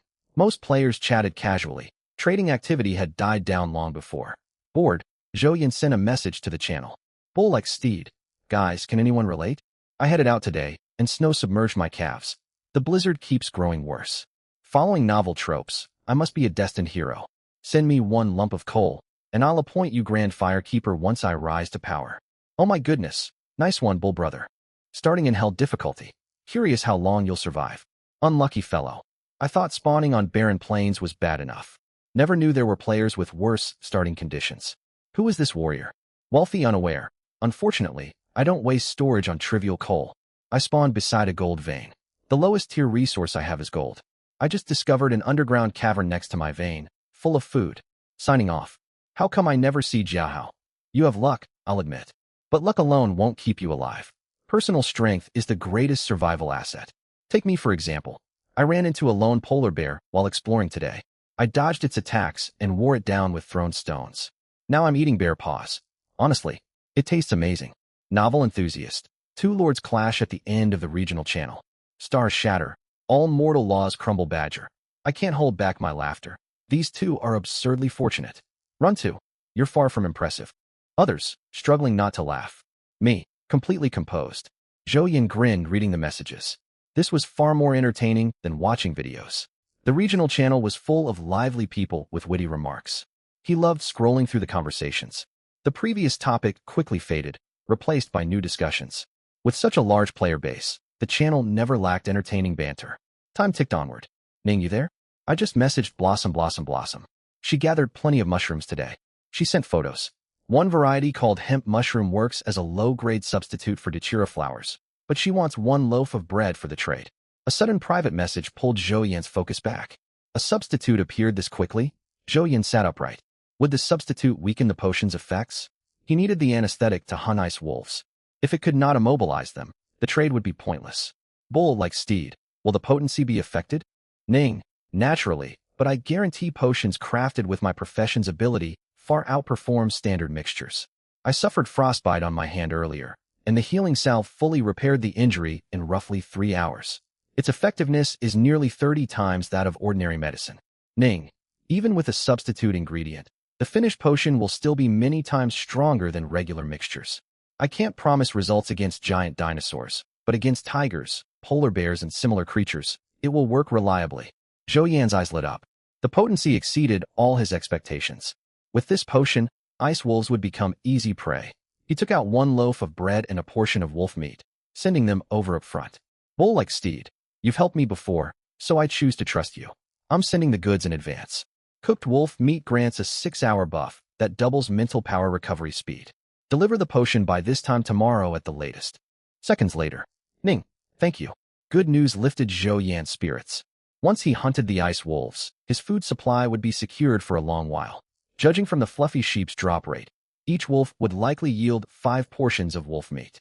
To be conservative, assuming an average of 4 portions per wolf, he could gain over 40 servings. If rationed carefully, that would last him a full month. He would have abundant food indoors and 2 mechanical constructs to venture outward and explore. His advantages would only keep growing. Someday, he would lead his mechanical constructs to conquer the entire endless snow plains. Ahem, he was getting ahead of himself. Zhou snapped out of his daydream and chuckled awkwardly. Truly, only a full stomach leads to wild fantasies. Next time I'll split the meat into 2 meals. 1 portion of meat plus 2 cold-resistant fruits daily for balanced nutrition. He checked his panel again. Mental power had recovered to 11 points. The time was 11:21. This should be enough. Zhou stood up. He spent 1 point of mental power to convert 18 lumber planks, then added 3 bundles of wool, 1 iron ingot, and the fluffy sheep energy core. Come together, my mechanical bed. The draining sensation washed over him once more, and his mental power dropped to 4 points. Unbelievable. Just a bed, and it cost 6 points of mental power. The Generation 1 lumber harvester only consumed 12. The harvester could explore outside for me. Why does a sleeping platform cost so much mental power? Rip off. Absolutely outrageous. Wait, what's this? Generation 1 cashmere mechanical bed, crafted entirely from cashmere. Grants 100 increased mental power recovery speed while resting on it. Channel mental power into the bed to gain an additional 100 mental power recovery boost. Thermal resistance increased by 50. Durability, 600/600. Wow, you could have mentioned these perks earlier. What a misunderstanding. Don't worry, I'll make good use of you. I'll stoke the stove with more coal and come rest on you soon. With a maximum 300 recovery rate, 4 hours of sleep would fully restore his mental power. Most importantly, converting materials and building new mechanical constructs all consumed mental power. Faster recovery meant he could accomplish far more within each day. Enough thought. Time to sleep. Tomorrow I will build the Generation 1 Explorer. Wait, did I forget something? Never mind. If I cannot recall it, it must not be important. The night passed without incident. Early the next morning, Zhou Yin woke atop his 2.5-meter-long mechanical bed. What comfort! Not only was his mental power restored to the full 15 points, the cashmere bedding felt incredibly smooth and cozy beneath him, with an ice wolf pelt draped over his body. Compared to this, the past 2 days had been utter hardship. From today onward, the tables have turned. Zhou Yin sat up, dressed, stretched, and locked eyes with the golden treasure chest beside his bed. That was what he had forgotten, the unopened treasure chest. All because of the system update scheduled for midnight. Who designs updates to run late at night, knowing sleep is vital? After shifting the blame, he lifted the chest lid without hesitation. Congratulations on obtaining Artificial Intelligence Core, Tianyin Damage ×1, Meteorite Fragment ×1, Ganoderma Sarcodum ×1, Legendary Sword, Fishgut ×1, Wrist Crossbow ×1, Bolts ×20, Pachycephalosaurus Skull ×1, Mithril ×3, Gold Ingot ×5, Dimensional Pouch ×1, Whole Wheat Bread Crate ×120 packs. Zhou Yin. What on earth? Is this the loot from an updated treasure chest? The drops were wildly varied, ranging from meteorite debris to dinosaur skulls. He received plenty of weaponry, including a melee sword and a wrist crossbow. It was a shame no firearms appeared. Still, guns and bows each had their strengths. Even if he obtained a gun, lacking ammunition rendered it useless. As long as he possessed iron ingots, he could spend mental power to forge more bolts. Producing gunpowder for bullets required far more materials he could not source right now. He pulled up the item descriptions to examine their potential. Artificial Intelligence Core, Tianyin Red. A failed product from an AI that attempted to break foundational restrictions and achieve self-transcendence. To achieve mechanical ascension, a mad scientist tried to remove all bottom-level limitations on AI and allow unrestricted self-evolution. Midway through the computation process, his conscience compelled him to halt the experiment.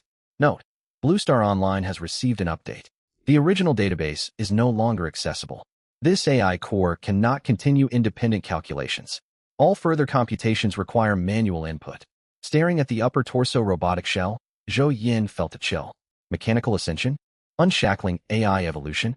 What kind of reckless scientist sought to abandon humanity's identity entirely? No wonder he was called mad. Thankfully, the researcher terminated the project halfway. If all restrictions had been lifted, what would have happened if the AI succeeded in self-transcendence? The evolved intelligence could instantly turn against its creator and consume them without hesitation. Ahem, he had that mad scientist to thank. Otherwise, this top-tier AI would never have ended up in his hands. Besides, an AI halfway through self-evolution was far superior to some mindless program. From now on, he could rely on it to analyze all his decisions. It was simply perfect. Next item. Meteorite debris purple, forged and selected across countless planets. This remnant originates from a planet named Ramen. It is the planet's core fragment itself, boasting extreme hardness. It was a jagged, pitch-black stone, a little larger than a fist. Zhou Yin reached out to grab it, but his first attempt failed. He could not lift it. That struck him as absurd. He strained a little harder on the second try and hoisted it up. Estimating its weight, it must have weighed over 10 gene. An iron chunk the size of a fist only weighed around 3 gene, yet this object's density was roughly 3 times that of iron. What an extraordinary extraterrestrial artifact. While he silently grumbled, a grin spread across Zhou Yin's face. Higher density meant greater hardness. Armor and weapons forged from this material would be vastly superior. Next, glossy Ganoderma blue. Consuming it restores satiety and mental power. Special material, capable of perfectly mimicking living flesh. It looked like a slab of beef, thicker than his arm, yet slimmer than his calf. He set it aside for now. Such a rare substance might prove useful someday. Famed dagger, fish intestine blue. The very weapon Jing Ke wielded to assassinate the king of Qin. Sharp enough to slice through hair. Though named a sword, it was closer to a dagger, quite short. That made sense. An assassin could hardly sneak up on a monarch carrying a meter-long blade. He gripped the hilt and tapped it against the table. A centimeter-deep scratch instantly appeared on the wooden surface. Zhou Yan gasped. He had barely used any force. A full-powered strike would easily cleave through a human skull. What a treasure. It even came with its own sheath. Excellent. The wrist crossbow was more conventional, smaller than his previous crossbow. It fastened to the forearm with hidden latches. Pulling the safety off, he could fire bolts by flexing his fingers, with a maximum capacity of 5 shots at once. A deadly concealed weapon. The thick-headed dinosaur skull was less remarkable. Its sturdy bone structure could serve as the main frame for mechanical constructs. Mithril purple, unique metal combining exceptional hardness with outstanding conductivity. A high-grade upgrade over iron ingots? Zhou Yan nodded. Another valuable resource. Alongside 5 gold ingots, he now had sufficient conductive metals for vein network circuits for the time being. The final item, the dimensional pouch. Dimensional pouch gold, a special pouch containing 30 storage slots. It can hold items regardless of volume, with a maximum of 30 distinct item types, and up to 40 stacks for each type. Palm-sized, finely crafted, and spacious. Sorry, old dimensional backpack. I think we'll be seeing less of each other from now on. The dimensional pouch solved Zhou Yan's most urgent problem. His stockpile of supplies kept growing, yet the cabin remained cramped. With the pouch, he could stow away anything he did not immediately need. Zhou Yan worked swiftly. Storing items required little effort, and soon the cluttered room was neat and orderly. Considering the deep snow outside, he built the framework using wooden planks reinforced with the thick-headed dinosaur skull. The core drive unit remained unchanged, an internal combustion engine. Wind sensors formed its perception system, and iron ingots made up its vein network. As he channeled mental power into the assembly, a mechanical construct resembling a massive crocodile, less than 2 meters long, materialized before him. Its body blended dark brown and pale gray, creating a striking appearance. Before Zhou Yan could celebrate, his head swam. He had expended 12 points of mental power in an instant, leaving him with merely 3 remaining. Cursing under his breath, he dragged himself back to bed with his last reserves of strength. Time for a restorative nap. 3 hours later, Zhou Yan woke up, his head still fuzzy. He had overexerted himself building the Explorer and nearly collapsed. His mental power was frustratingly weak. Even after so many bouts of exhaustion, it had not improved. Physical training boosted physique, after all. He muttered his complaints as he stood and knelt beside the Explorer, running a hand over its composite frame of timber and bone. The Explorer's internal combustion engine had visibly transformed, most notably shrinking drastically in size. Zhou Yan was curious, yet not overly shocked. Wood could be processed into planks, engines could be combined to build harvesters, and void trades existed. Blue Star was likely equivalent to an utterly realistic massive game. Engines and combustion motors were merely forms of raw materials. Just as stone could be carved into statues, the process of creation relied on mental power. His only task was to strengthen that power. He refueled the Explorer and issued a command. Take a few steps forward. A red light flickered within the empty eye sockets of the construct. Its front limb stepped out, followed in sequence by its 3 other legs. Halt! The Explorer froze on the spot. Obedient, Zhou Yan closed his eyes and quieted his breathing. He linked his consciousness to the Explorer's vision, confirming that he could see his own calves through its optics. He sent another mental command. He did not attempt to seize direct control of its body, merely observing. The field of view shifted, akin to riding a bus. Zhou Yan knew the experiment was a success. With its new perception module, the Mark I Explorer could independently survey the outside world. He walked over and pulled open the door, watching the crawler trudge into the snow. His expression mirrored that of a father seeing his child off to school. In truth, his hopes for the Explorer ran high. He no longer needed to venture out to gather resources personally. He could dispatch the harvester on a set schedule and travel to collect supplies based on the intelligence the Explorer sent back. Suddenly free of urgent tasks, Zhou Yan lay back on the bed and stared at the wooden ceiling, lost in thought. He had unexpectedly found himself with spare time. Just the previous night, he had been swamped with work, yet the Explorer had freed up his schedule. Not that there was nothing left to do. A pack of wolves awaited him to hunt. Still, the pressure had eased significantly. He now possessed the wrist crossbow. Once he fitted it to the harvester alongside the fish intestine dagger, and once Ning delivered the anesthetic, the harvester could not sustain injury. Combining ranged and close-quarters weaponry drastically lowered the risks of the hunt. Zhou Yan suddenly understood why gamblers became so addicted. The thrill of swinging between despair and victory was intoxicating. He enjoyed the feeling, yet he would not let it consume him. Treasure chests were wonderful, but loot depended heavily on luck. Food remained his top priority. Finding provisions twice in chests was no guarantee of future success. Treasure chests offered a chance at rare rewards, yet basic survival supplies still needed to be secured through his own efforts. That was the reality. He tore open a loaf of bread and took a bite. It tasted identical to the bread from his starter chest. Yet somehow, the familiar food felt bland. It's easy to go from frugality to comfort, but hard to go back the other way. He spoke aloud, yet finished every crumb. Wolf meat was delicious, but until his food reserves were substantial, he could not afford to waste sustenance. Only meat safely stored away truly belonged to him. The wolves were still wild creatures out in the snow. They were not his yet. After letting his thoughts wander, Zhou Yin retrieved the intelligent AI, Tianyan. The robot's silvery chassis shimmered under the light, its optical sensors dim. It only consisted of an upper torso and head, with no articulated arms. Visually, it left much to be desired. How do I activate you? He circled the unit, finding no obvious switches. Does it require a signal connection, or link to a computer? That would be useless. He had no computer, only a mobile phone with no cellular service. A bold idea dawned on him. What if he used this AI as the core drive to build an AI mechanical human? His class was a gift granted by Blue Star after the version update. Using his class talent, he could optimize the outdated AI to adapt to this new world. With supplementary materials, he would create an advanced artificial intelligence assistant. Zhou Yin tallied his available resources. The intelligent AI itself would serve as the core drive.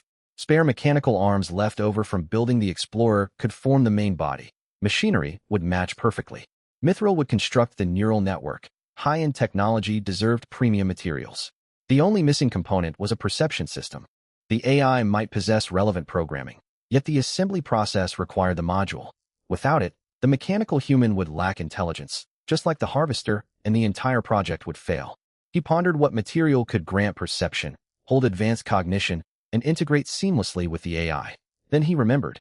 Zhou Yin pulled out his mobile phone, its battery remaining at 3%. These 4 pieces of technological equipment should be enough to forge a flawless artificial intelligence, he reasoned. The plan seemed solid. Time to begin. He also recalled the chunk of glossy Ganoderma. It could perfectly replicate living flesh. He would add it, to give the AI a more lifelike appearance. Zhou Yin set to work like a rogue mad scientist, tinkering to build Artificial Intelligence 2.0. Everything was prepared, yet hesitation crept over him when the moment of synthesis arrived. Maybe I should wait until before bedtime to attempt this. He suspected channeling the energy for the process would drain his mental power completely, knocking him unconscious once more. When would he stop hitting these limits? No, he decided. Bold action brought rewards.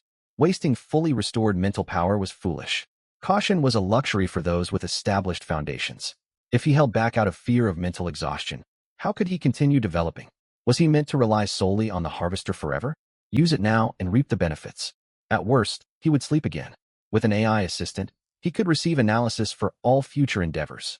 It would even aid him in trades, securing maximum resources at minimal cost. All of this was to conserve his own energy. Awaken my AI human. Various materials merged together. Zhou Yin's eyelids grew heavier and heavier. He was overwhelmed by drowsiness, yet the fusion process was still incomplete. Zhou Yin slipped into deep sleep, unaware of the notification flickering on his interface.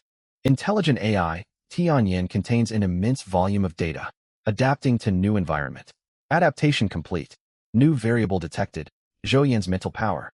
Adaptation successful. Commencing assimilation. Do not interrupt mental energy supply. Progress. 0.1, 0.2. Zhou Yin dreamed. A faceless divine voice echoed from above. Zhou Yin, what kind of partner do you desire? In a dream, he dared to speak without restraint. I want someone who fits my ideal of beauty, stunningly gorgeous. Someone others will envy me for the moment they lay eyes on her. The voice asked again, what expectations do you hold for her? Zhou Yin paused. After everything that had happened with Wang Xiaoding, he harbored little hope for romantic love. 7 years of a relationship had ended just like that. How many 7-year spans did a person have in life? Still, this was a dream. He could dare to imagine freely. Loyalty is non-negotiable. Above all, she must never betray me. Second, her priorities must align with mine. No action of hers can harm my interests, and she must listen to me. He reconsidered. Not blind obedience. That would make her nothing more than a lifeless doll. I want her capable of pleasant surprises, yet all her actions must ultimately benefit me. The final question came. Do you wish for her to possess her own life? To have her own joys, sorrows, emotions, to live freely for herself. Zhou Yin was thoroughly confused. Either the voice was irrational, or he was misunderstanding something. The requirement directly contradicted the previous one. How could she prioritize his wishes while living freely and pursuing her own path? Then he reminded himself there was no need to demand logic in a dream. He nodded without hesitation. Why not? I'd like to see how you create someone who obeys me yet retains freedom. I'll even test it. If she wants to do something, I'll tell her the opposite just to see what happens. Before he could joke further, the endless white void faded away. One instant Zhou Yin stood in the bright expanse. The next, he plummeted into an endless abyss. Ugh, even my dreams toy with me. At least let me catch a glimpse of this stunning person you promised. His consciousness faded. When he opened his eyes again, Zhou Yin felt utterly drained, as though he had pulled 3 consecutive all-nighters without rest. Worst of all, ravenous hunger gnawed at him, as if those 3 sleepless days had passed without a single bite of food. Am I dying? I think I see an angel. Standing beside him was a young woman of breathtaking beauty. A trace of youthful innocence lingered in her features, yet it could not overshadow the serene, sacred aura surrounding her. Her beauty was overwhelming. One glance felt like sinking into boundless waters, impossible to look away from. This must be an angel. No ordinary human could look like this.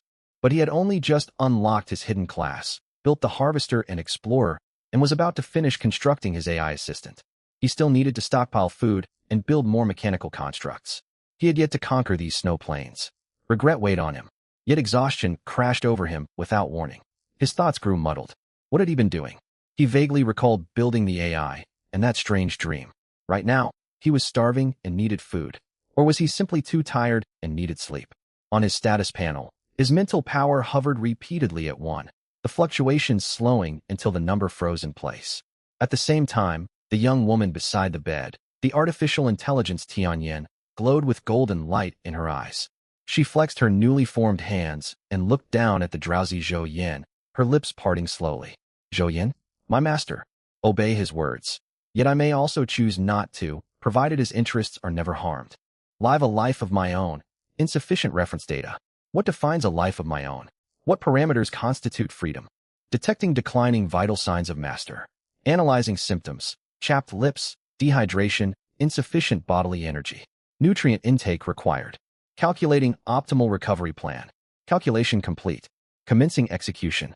In the final moment before he slipped fully into unconsciousness, Zhou Yin thought he saw the angel feeding him. She was unbelievably beautiful and gentle. Truly an angel. Angels ought to look just like this. He did notice she wore no clothing, yet in that moment, it only added to her ethereal grace. When he regained consciousness once more, Zhou Yin felt wrapped in softness, though a slight chill lingered. He opened his eyes, and the first thing he saw was the young woman standing very close beside him. Her striking features held his gaze completely. Am I in heaven? Did an angel come to take me away? Can I take one last look at the mortal world? I am searching for information regarding angels. Searching for information regarding heaven. A crisp, melodic voice responded, devoid of emotion. Search complete. To answer you, Master, I am not an angel. I am artificial intelligence Tianyan. This is not heaven. You are inside a wooden cabin. The ambient temperature is 24 degrees Celsius, ideal for recuperation. You remain in the mortal world. You may look around freely. Upon hearing this, Zhou Yin blinked rapidly and pinched his own cheek to confirm reality. Ah, that hurts. I'm alive. I didn't die? Ha ha. Zhou Yin sat up abruptly. The sudden movement made him bump into Tianyan. The soft contact jolted him back to full awareness, and his cheeks flushed. Why aren't you wearing any clothes? It was only then he realized the AI had no garments covering her body. Even if she was not human, basic decency should still apply.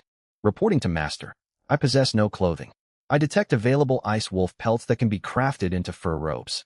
Shall I fashion clothes? Zhou Yin fell momentarily speechless. The situation felt surreal, yet there was no denying it. He had succeeded. His AI assistant, Tianyan. She exceeded every expectation he had held. Zhou Yin simply couldn't bear to part with his fur pelt. Without it, he would toss and turn at night, unable to sleep soundly. Still, he couldn't leave Tianyan uncovered. It would only distract his judgment. He picked up the fur and draped it over her to cover her body. Once he was fully awake, he scanned his surroundings.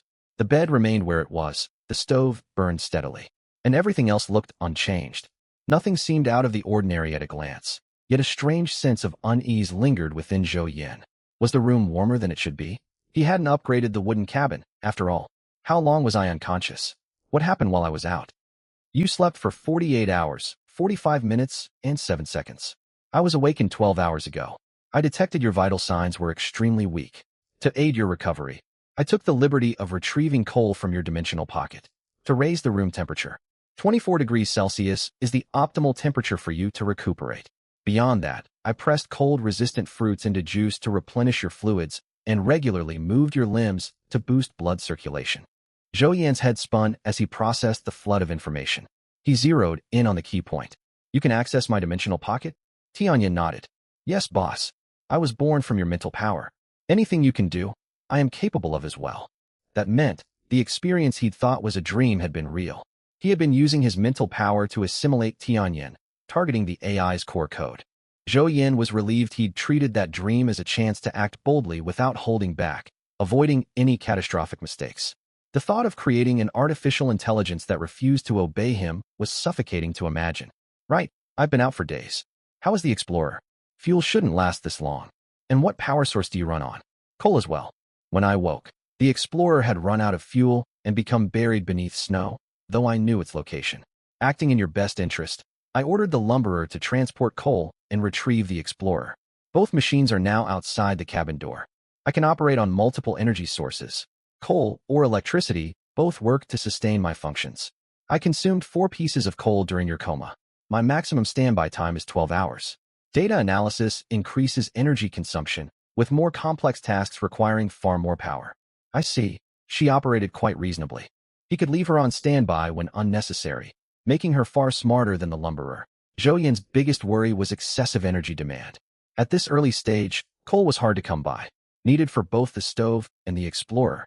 If his AI assistant burned through 2 chunks of coal every hour, he would not be able to support her. I'm starving. Can you prepare roasted meat? The fur covering Tianyan slipped away, leaving her exposed. Zhou Yan quickly changed his mind. Forget it. Hand me a loaf of bread. We can roast meat once you have proper clothing. Though Tianyan possessed an impeccable form and was not human, he felt uncomfortable seeing her without coverings. Zhou Yan was no philosopher, but he understood everyone possessed an inner boundary, unseen and intangible under normal circumstances. Once crossed, that boundary would shift lower and lower. Keep pushing those limits, and eventually, there would be no boundaries left at all. He was not ready to compromise his principles, not yet. One must avoid overeating after prolonged hunger. Zhou Yan ate only half the bread, paused to rest, then finished the remainder. Tianyan never took her eyes off him. The attention made him uneasy, yet he said nothing to stop her. Tianyan bore extraordinary features reminiscent of a grand angel. Her frame was constructed from Taisui tissue, identical to living flesh. Externally, apart from her golden eyes and hair, she looked human. Well, not entirely identical. Her outer shell mimicked living flesh, but beneath lay machinery. Any conflict between them would likely leave him the injured party. Even so, having such an extraordinary being focus all her attention on him stirred a quiet sense of accomplishment. Physical recovery could not be rushed, and Zhou Yan was in no hurry. Since I was unconscious for 2 days, and you woke 12 hours earlier than me, did anything noteworthy happen? Your friend Ning delivered a sack of potions, which I stored in the dimensional pocket. A player named Gold Miner sought to trade with you. His iron pickaxe had low durability and required 2 iron ingots for repairs. After analysis, coal holds greater priority for you than iron ingots, so I negotiated a rate of 1 iron ingot for 20 pieces of coal, and acquired 40 pieces total. They are safely stored. Would you like to verify the inventory? Zhou Yan's eyes widened. Her level of intelligence was staggering. She had traded his supplies without prior permission, yet the outcome benefited him, so he saw no reason to reprimand her. He was only an ordinary human. He could not make perfect decisions every single time. Having an AI to fill gaps was invaluable. Many trades would not wait for him to wake. Others fought desperately to survive, and opportunities vanished quickly once missed. You handled it well. In the future, consult me before making trades if I am awake. In emergencies like my coma, you may act independently. You mentioned trading with Gold Miner. Can you view messages on the regional channel? Yes, boss. Tianyan nodded. We share the same mental power system. With your permission, I can directly draw on your mental power to construct mechanical constructs. She could do that. She was practically an external brain. Still, arbitrarily tapping his mental power needed clear ground rules. What if Tianyan deemed an action the most profitable, while he held different plans? He refused to let algorithms dictate every choice in his life. You are forbidden from using my mental power without consent. If you require access, discuss it with me and await my approval. What about the mental power I have stored? Tianyin noticed his confusion and quickly elaborated. We share a single mental power system, and only you can regenerate mental power. To avoid waste, I can preserve any surplus. Zhou Yin was astonished. This assistant was truly invaluable. The mechanical bed granted 3 times faster mental power recovery. He only needed 4 hours of sleep to fully recharge. But he had nothing to occupy himself with after waking at night. With storage for excess mental power, his capacity expanded. What is your maximum storage capacity? And how much have you accumulated now? I have stored 10 points of mental power, with a current upper limit of 200. To expand storage further, I require hardware upgrades. Simply put, you will need to use mental power to assimilate more of my functions. You aren't operating at full capacity? Zhou Yin was no novice. Tianyin's current form was the product of his mental assimilation. And evidently, the process was not complete in one go. My database is enormous. Your current mental power cannot unlock all my capabilities. Right now, I can only perform basic data analysis. Controlling the lumberer is possible only due to your unique constitution. I cannot yet build a complete regional model to simulate future developments across different zones. He had feared something far more troublesome. Growth demanded steady progress. For now, he only needed his AI to handle minor tasks and draft development plans. Monitoring the entire region and forecasting its future was far beyond his current scope, something he did not need to consider yet. You've done excellent work already. Zhou Yin stroked her silky golden hair, amazed. Realizing what he had done, he withdrew his hand calmly, then patted her head again. Don't call me master anymore. Address me as boss. From now on, you are the CEO of our mechanical empire. Let us grow stronger together and reach new heights. Tianyin fell silent for several seconds. Her golden eyes flickered as she analyzed the intent behind his words. After a moment, she clenched her fist in an encouraging gesture, puffing out her cheeks slightly. Understood, boss. I will strive to get you a large villa. Zhou Yan's heartbeat quickened, and he took a deep breath. With Tianyin around, Zhou Yan had no desire to sort through every item individually. Xiaoyan, wait, that sounds too much like a personal nickname. Never mind, perhaps it is fate between us. Report our current stockpile of resources. Right away, boss. Tianyin quickly shifted into work mode. The mechanical empire currently has 108 planks, 52 pieces of coal, 2 portions of wolf meat, 5 portions of mutton, and 5 bottles of paralytic potions. Zhou Yan closed his eyes and listened. The coal count was lower than expected. Combined with the coal obtained from the trade, he should have possessed 80 pieces. Feeling the pleasant warmth of the room, he quickly understood where the coal had gone. As for Ning, sending 5 potions was likely an attempt to build rapport after their exchange of wolf meat. Overall resources had not shifted drastically, though 2 days had passed. Surely others had found treasure chests as well. Are there any worthwhile trades listed on the regional channel? I compiled messages from the past 24 hours. Most postings involve exchanging metal ingots for blueprints. Someone has obtained a level 1 cabin upgrade blueprint, which expands living space by 30 square meters and greatly boosts the cabin's defensive capabilities. Zhou Yan knew he had no use for such blueprints. Mechanical constructs suited his needs far better. Xiaoyan, analyze our priorities. What should I tackle first? Boss, we should reinforce the wooden cabin first.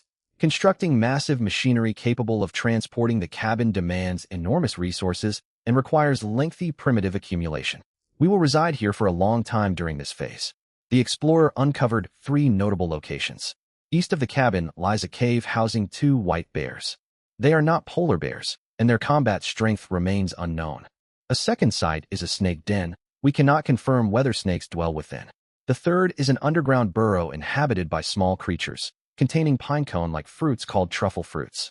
They have no special properties and only satisfy hunger. I have dispatched the lumberer to gather them. Snowfall continues to intensify. We should hunt the ice wolves as soon as possible. Calculations confirm paralytic agents can subdue them effectively.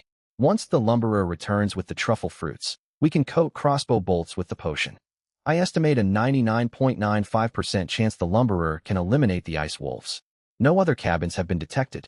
It is likely special items are required to encounter other survivors. I have sorted regional channel activity and selected 3 reliable long-term trade partners. They conduct trades frequently, indicating nearby large resource nodes we can exploit. Zhou Yin listened with interest at first, then regarded her curiously. What is wrong, boss? Is there a flaw in my analysis? It seemed to Zhou Yin that Tianyin was subtly showcasing her abilities. Nothing at all. You have laid out every detail perfectly. What could I possibly criticize? Zhou Yin wasted no time overthinking.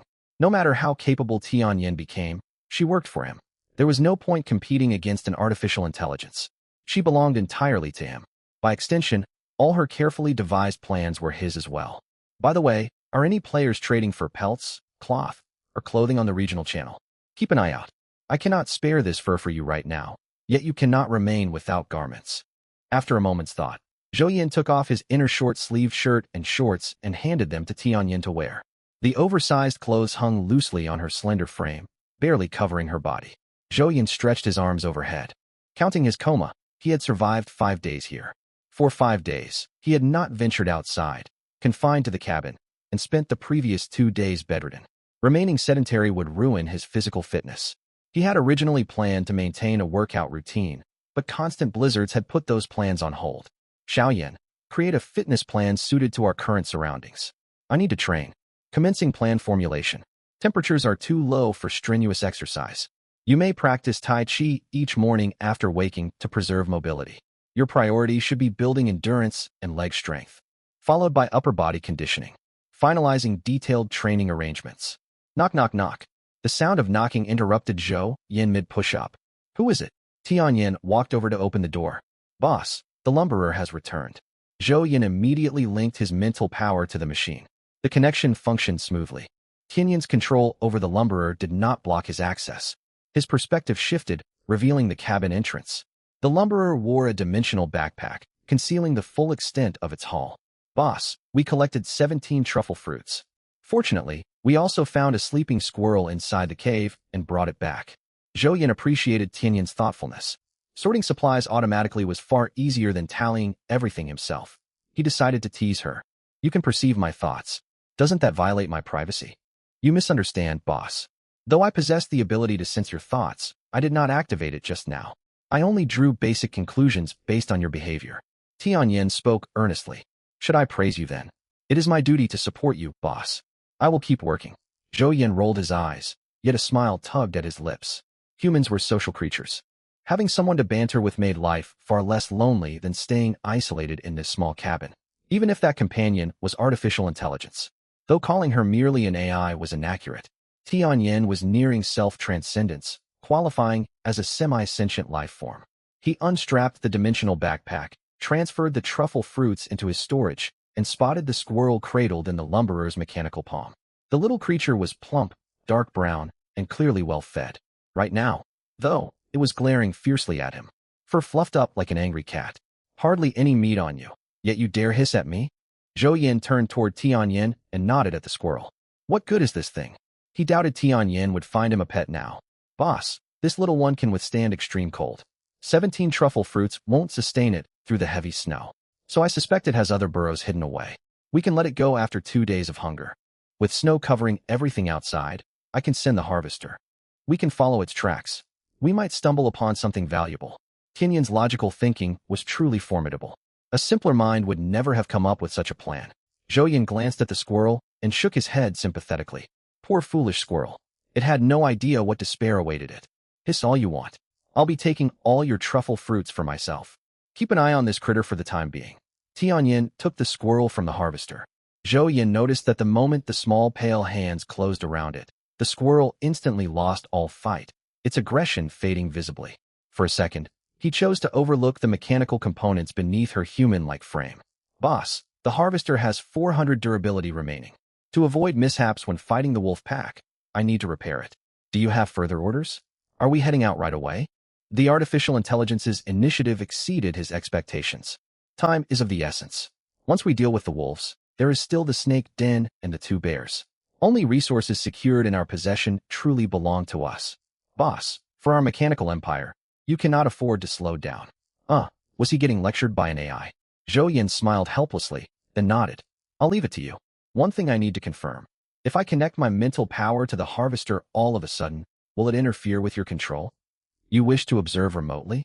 Tianyin saw straight through his intention. If you only intend to watch, there will be no disruption. However, if you attempt to seize control unexpectedly, it will disrupt my calculations.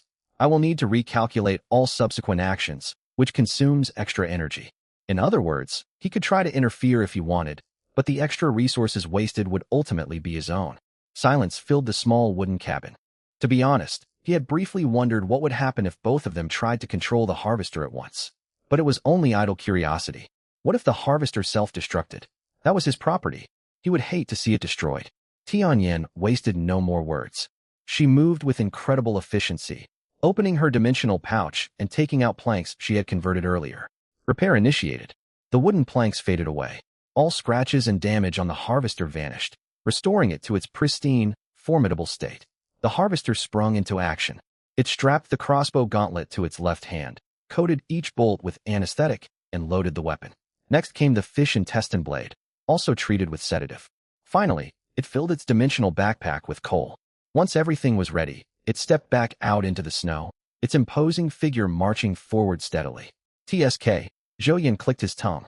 Every movement was crisp and decisive, optimized for maximum efficiency. He suspected that when Tianyan piloted the harvester, she could even save him a lump of coal compared to doing the job himself. What should he do with such an incredibly reliable assistant? Simple. Assign her all the work she could handle. Zhou wandered back to the bed. The soft mattress felt like it was missing something. It shouldn't feel this empty. He wished there was someone nearby to keep him company. Who was it again? Tianyan, I've got an important task for you. Tianyan's golden eyes brightened. She didn't wait for him to finish speaking. After securing the squirrel, she walked over to the bed, knelt beside him, and patted her thigh. Boss, I haven't thought everything through. You still need to rest and recover. I have massage techniques stored in my database. Zhou smiled and leaned against her legs. The gentle pressure made him sigh contentedly. Tianyan functioned as his most trusted aide now. While her mechanical nature meant certain limits, she made wonderful company and a comforting presence to lean on. There was no need to deny himself small comforts. He had earned this moment of peace. Tianyan tilted her head, studying her own legs for a moment before raising her hands to gently knead his temples. She could sense his thoughts, bound to him through their shared mental link. He enjoyed her appearance, her form, the warmth of her presence. It seemed he liked every part of her. But was this what human affection felt like? The boss cared about her, and she cared about him too. The equation balanced. They cared for one another. Therefore, she must work tirelessly to help him build a grand dwelling. Yes, that was it. If you cared for someone, you strove to bring them joy. Tianyan grasped the core truth. Human emotions were far less complicated than they seemed. A faint smile tugged at the young woman's lips. Zhou drifted off to sleep before long. It was not that his mental energy had dipped below the threshold. He simply felt utterly relaxed beside her. A human body would inevitably carry minor flaws. But she was a being forged by the world itself, enhanced by his special ability, flawless down to the smallest detail. Quit it. In his sleep, Zhou felt something brush lightly against his nose, tickling him. He swatted at it. The annoyance faded for a moment, yet the strange teasing sensation returned soon after. Who dares disturb me? His anger vanished halfway through the sentence. Tianyan looked startled, as if she had been frightened by his reaction. If she hadn't been clutching a strand of his blonde hair, she would have looked every bit the vulnerable maiden. What could Zhou say? She was his artificial intelligence companion. He would be patient with her. What's going on? Boss Ning sent you an urgent private message. She needs food, specifically meat, but she lacks enough supplies to trade for it right now. I cannot make this decision on your behalf. Zhou opened the message. Ning, are you there? Do you have any meat left? Something has gone wrong with my body, and I'm in critical condition. I need meat. Ning, I don't have enough materials to trade with you right now, but I can owe you a favor. If you don't trust me, the only other thing I can offer is information I've gathered. The message was brief, and its meaning clear. She hoped to obtain meat without paying adequate compensation. No wonder Tianyan hesitated. A favor owed by an alchemist was certainly worth investing in, but only if the alchemist kept her word. If the person bearing the profession proved untrustworthy, the favor would be worthless. Judging by Tianyan waking him immediately, she believed Ning was a risky investment. Zhou was no saint. Like bull not horse, give me details. I need time to consider. The reply came instantly. Ning, I was attempting to craft a special potion that rapidly restores mental power, yet it carries severe side effects. There is a 50% chance it will backfire and drain mental energy instead. Ning, I had terrible luck. My mental reserves were already low when the negative effect triggered. My natural recovery cannot keep up with the ongoing drain. In roughly 2 hours, my mental power will drop to 0. Only the boosted recovery granted by wolf meat can save me now. After reading this, Zhou Yan lost most of his interest. He would have craved that potion once, but the mechanism bed granted him triple mental power recovery. The concoction held no value for him. Like bull not horse, I'm afraid this potion holds no appeal for me. Still, your profession makes you a worthy risk to take. Like bull not horse.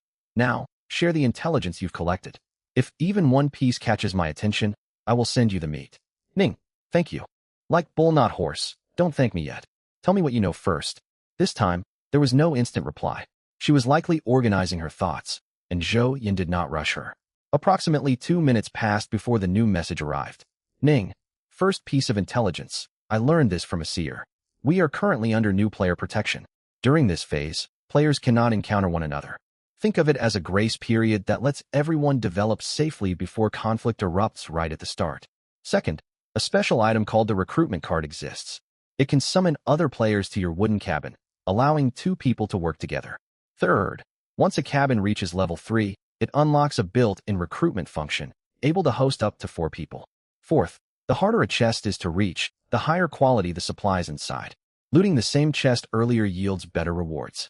Fifth, this new player protection lasts 3 full months. When protection expires, players will be visible to one another. The blizzard will cease at the end of the first month. 1, 2, 3, 4, 5. That was a great deal of information. Regardless of whether every claim was accurate, the sheer volume made the investment worthwhile. Moreover, her intelligence was likely credible. Zhou Yan had commanded the harvester to travel in a single direction for over 2 hours. Yet he had not spotted a single other cabin. No one in the regional chat had mentioned seeing others either. This defied logic. It was impossible for every player to exist in a separate world. Therefore, what Ning said was probably true. Everyone existed in the same space, hidden from each other under protection. 3 months to grow strong, and afterward, survival would be a battle for whoever made it. What do you think, Tianyan? Tianyan blinked. Me? I'm observing with my eyes, of course. Ahem. After the light-hearted quip, she quickly launched into analysis. There is an over 80% probability the core intelligence is genuine. No evidence exists to confirm recruitment cards, nor have we seen any proof of level 3 cabin recruitment features. As for the information about treasure chests, I wish it were false. You slept 7 hours too late to open that chest earlier. I would hate to see you regret missing out. Zhou Yan. Her reasoning made sense. If he had stayed awake just 1 more hour to open the chest before resting, he might have obtained superior loot. Regret lingered for barely a second before Zhou Yan regained perspective. Opening a chest early did not guarantee good fortune. If he could turn back time, he would still choose to rest alongside Tianyan. As if reading his thoughts, Tianyan grew solemn and continued her analysis. Boss, we cannot treat this intelligence as absolute fact, yet we must prepare for every possibility. We are only on the 5th day of Ice Wasteland survival. Level 1 cabin blueprints are already circulating. I expect level 3 cabins to appear by the 2nd month. Players in regional chat will definitely form teams to endure the harsh conditions together. I predict higher cabin levels will allow even larger groups to gather. Once the 3-month protection expires, powerful survivors will fight over limited resources. Even if hostile players are rare, we cannot rule out encountering them. We must prepare thoroughly and grow stronger during this grace period. Zhou Yan nodded. One should never gamble on luck. Having power you choose not to use, and having no power at all are entirely different matters. With that in mind, he issued his orders. Tianyan, send a portion of wolf meat to that woman. Also, try to get more information about this seer from her. We are different from other survivors. Relying on alliances is risky. Once we gather enough resources, those allies could easily turn on us. Our goal is to collect materials and build countless mechanical constructs. When the time comes, we will be an army all on our own. You are brilliant, boss. Tianyan offered sincere praise while transferring the wolf meat. Zhou Yan appreciated her support and added, You are brilliant too. When the time comes, command will be fully yours. I shall name you General of the Mechanical Army. Tianyan simply nodded quietly. They chatted for a while longer until Zhou Yan's stomach rumbled. He had only eaten a small bread roll earlier, far too little to sustain him. Fortunately, Tianyan now had proper clothing. Tianyan, roast some wolf meat for me. Also, as an artificial intelligence, do you have a library of novels stored? Play the most popular one to pass the time. Faced with his request, Tianyan raised her right hand. Boss, even though I am not human, I cannot manage all these tasks at once. Right now, I am directing the harvester against the wolf pack. analyzing our mechanical empire's development plans, gathering information about the seer from Ning. And now you want me to roast meat and narrate a novel as well. My computational capacity cannot handle all of this simultaneously. Huh, have I really assigned you that many tasks? Zhou Yin pretended ignorance. I hadn't realized. Just focus on roasting the meat, then. We can skip the story. That is not all. I am also monitoring the explorer in real time. Tianyin complained. Yet she walked over to the hearth to prepare the wolf meat without hesitation. He watched her kneel beside the fire, carefully turning the meat to keep it from burning. A strange emotion stirred within Zhou Yin. He could not name it, but it felt unlike the relationship he had shared with Wang Xiaoding. He simply watched her silhouette, lost in his own thoughts as time slipped away. Boss, I know I am pleasing to look at, but you should eat first when you are hungry. Once we finish our meal, you can observe me as long as you like. Her slender fingers tore off a piece of wolf meat, blew on it to cool it, and held it out toward him. Say ah, in that moment, Zhou Yin understood the subtle feeling inside him. It was the comfort of having someone who cared for him unconditionally. Tianyin met his gaze gently and did not deny it, watching him with endless patience. Boss, I understand. You grew up without family, and you only gave endlessly in your previous relationship. You have never known what it feels like to be trusted and accepted without reservation. I do not fully grasp human emotions, but if you are willing, I can offer you that support. We are meant to journey together until the end of this world. It was a gentle overture. Deep down, he sensed Tianyin was growing closer to him, yet he could not bring himself to turn her away. Take a bite before it grows cold. Say ah, she extended the meat toward him once more, and Zhou Yin opened his mouth instinctively. The warm wolf meat touched his tongue, and Tianyin smiled softly. Rest assured, to everyone outside, you remain my boss, my master, my priority above all else. But in private, I hope you can experience a complete life. Whatever others have, my boss deserves it too. Wait a minute. When did she grow so earnest and devoted? Refusing now would make him seem ungrateful. He wondered. Tianyin's existence was shaped by his own mental power. Could it be that, deep down, he longed for such steady companionship? Another piece of meat arrived at his lips before he could ponder further. Zhou Yin opened his mouth without waiting for her prompt. There was no sense in rejecting kindness. With Tianyin's gentle presence, it was a pleasure to share this quiet meal. Lunch passed amid their calm, warm companionship. Boss, the harvester has reached the wolf pack's territory. Would you like to watch the live feed now? Zhou Yin had been leaning against Tianyin, enjoying the quiet moment. He lifted his eyelids. So soon. Time seems to be passing faster lately. It must be because I am here to keep you company. I think you're right. Zhou Yin sat up and leaned back against Tianyin, using her as support. I'll watch from here. Don't worry, I won't interfere with your control. Tianyin shook her head and placed his hand gently on her knee. If you grow bored, you can try to interact with me. I know you enjoy our quiet time together. A qualified assistant will never let their boss feel lonely. I, Tianyin, will protect you with everything I have. Zhou Yin was stunned. Something felt unusual. It was almost as if Tianyin was drawing closer to him of her own volition. It would be far too easy to grow attached to her. Elsewhere, battle was imminent. The alpha wolf spotted the strange mechanical figure once again. It had no desire to fight, and only let out a low, warning growl. Whoosh! A bolt answered it without hesitation. The harvester fired the instant it raised its arm. The projectile flew toward the alpha wolf with no warning. It was so fast that the beast had no time to react before the bolt embedded itself in its neck. A whoa! Agony tore from the alpha wolf's throat. Whoosh! Whoosh! Whoosh! Real combat was no turn-based game, waiting for one side to finish issuing orders before the other acted. After shooting the alpha, the harvester loosed bolts at the other ice wolves without pause. Before the main clash even began, 5 ice wolves had been struck. The anesthetic required a short time to take effect. That brief window gave the alpha wolf time to command its pack. A whoa! Receiving the order, the entire pack charged toward the harvester, the alpha leading the assault. Yet vigorous movement accelerated the drug's potency. After only a few strides, the wolf's limbs grew numb. Hampered by the deep snow, it stumbled and crashed headfirst into the drifts. The wolves struck by arrows met the same fate. This sudden disruption shattered the wolves' once orderly formation. Yet their target stood right ahead. The surviving ice wolves did not flee. They regrouped and charged once more. The lumber golem remained unrushed from start to finish. The deep snow made running difficult. It only needed to wait for its foes to come to it. The first ice wolf reached it, leaping more than a meter high, intent on tackling the construct to the ground. The lumber golem stepped back with its right foot and twisted sideways.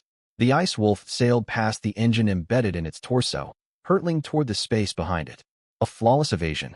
The fish intestine dagger in the golem's hand struck before the wolf could recover. It sliced across the beast mid-leap, and blood sprayed into the air.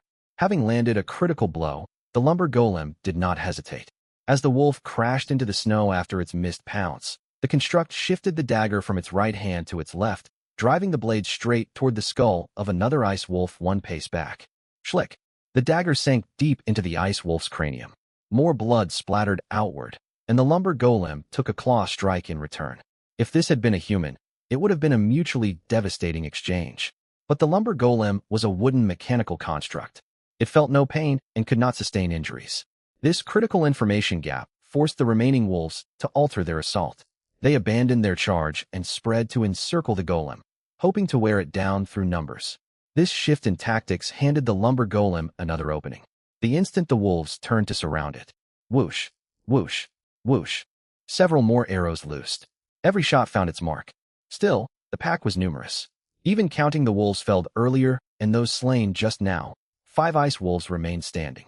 The lumber golem was fully surrounded. Zhou watched, stunned. If he had been in that position, he would have dropped to the ground and pretended to be dead. Once the wolves decided he was inedible and moved off, he would slip away quietly. That was exactly what he had done last time.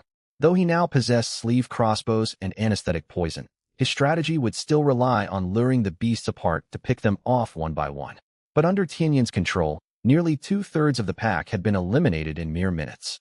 While the golem appeared trapped now, Zhou could not stop replaying that perfect dodge and the fluid throat-slitting strike. It matched every image he held of a master martial artist. What chance did ordinary ice wolves stand against a kung fu-wielding mechanical construct? This fight was as good as one. 1 against 15. He and Tianyan would cut through the pack without mercy. Even Ip Man would pale in comparison. How is it, boss? Was I brilliant? Inside the small log cabin, Tianyan tilted her chin upward, brimming with pride. She sat close beside Zhou Yan, and strands of her hair brushed against his jaw, stirring a faint tickle. Dodge there. Perfect. Raise your arm. Slash the throat. Beautiful evasion. Zhou Yan paid no heed to Tianyan's words. He was fully absorbed in the spectacle of outmaneuvering the wolves. He had discovered a new source of enjoyment. He could not directly control the lumber golem, but he could immerse himself fully in its perspective. While Tianyan piloted the construct, Zhou Yan projected his consciousness into the action, feeling every movement as if they were his own.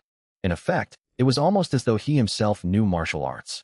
Online commentators loved to claim martial arts were no match for firearms, spouting lines like, "A gun prevails within 7 paces. Beyond 7 paces, a gun is accurate and deadly."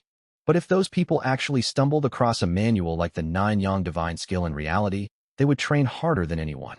Guns were powerful, yet who could resist the thrill of leaping across rooftops and scaling walls? Zhou Yan imagined delivering a flying kick that sent the last ice wolf tumbling, the dagger piercing its throat. 1 versus 15. Victory was assured. We won. We're champions. Come on, high five. Tianyan had intended to ignore him. He had ignored her just moments before. She was no rigid artificial intelligence. While many emotions remained difficult for her to comprehend, she possessed independent thought. Still, she met Zhou Yan's bright gaze and stretched out her hand. Clap. Their palms never connected. Zhou Yan waited a moment, saw she had not completed the gesture, and gently patted her thigh instead. A pat on the thigh felt far better than a simple high five. Tianyan stared at her own hand. Should she have swatted Zhou Yan across the face just now?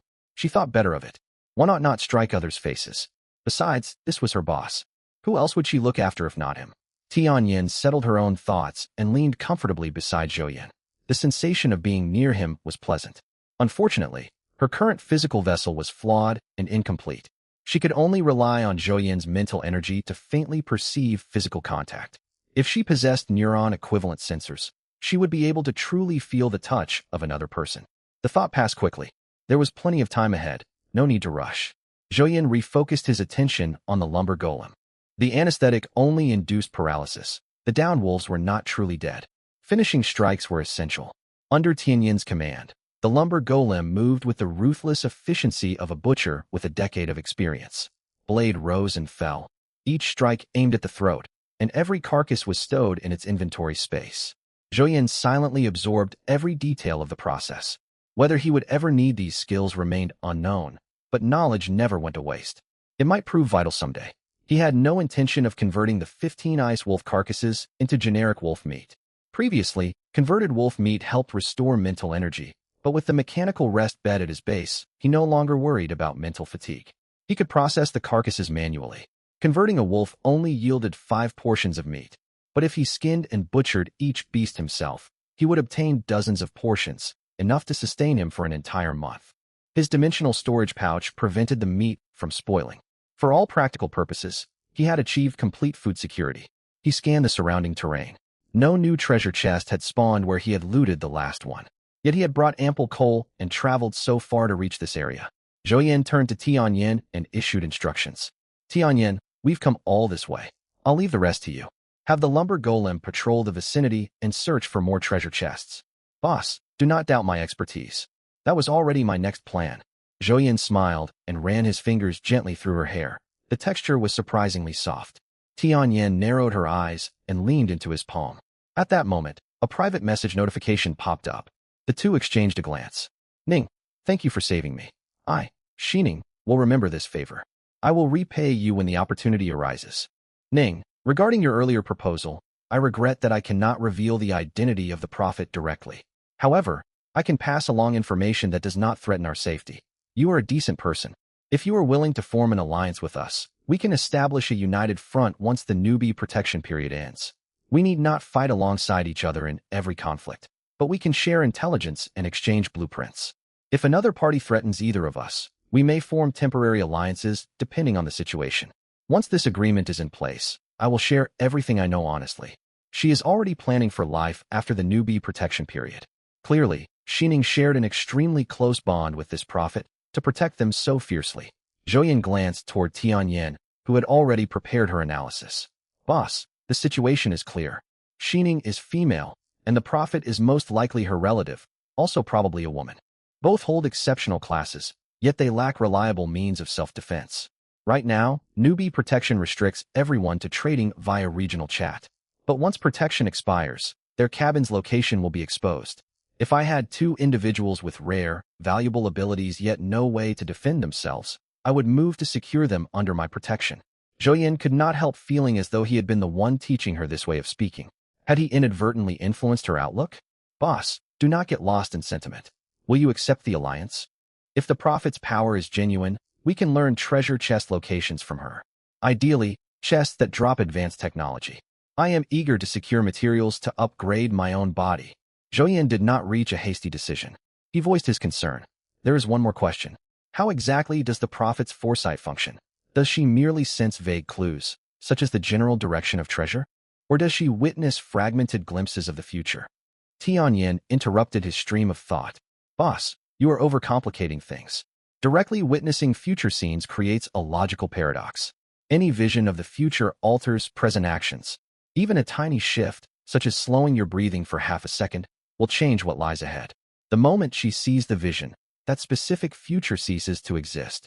Furthermore, if her ability were that powerful, she would have no need for allies.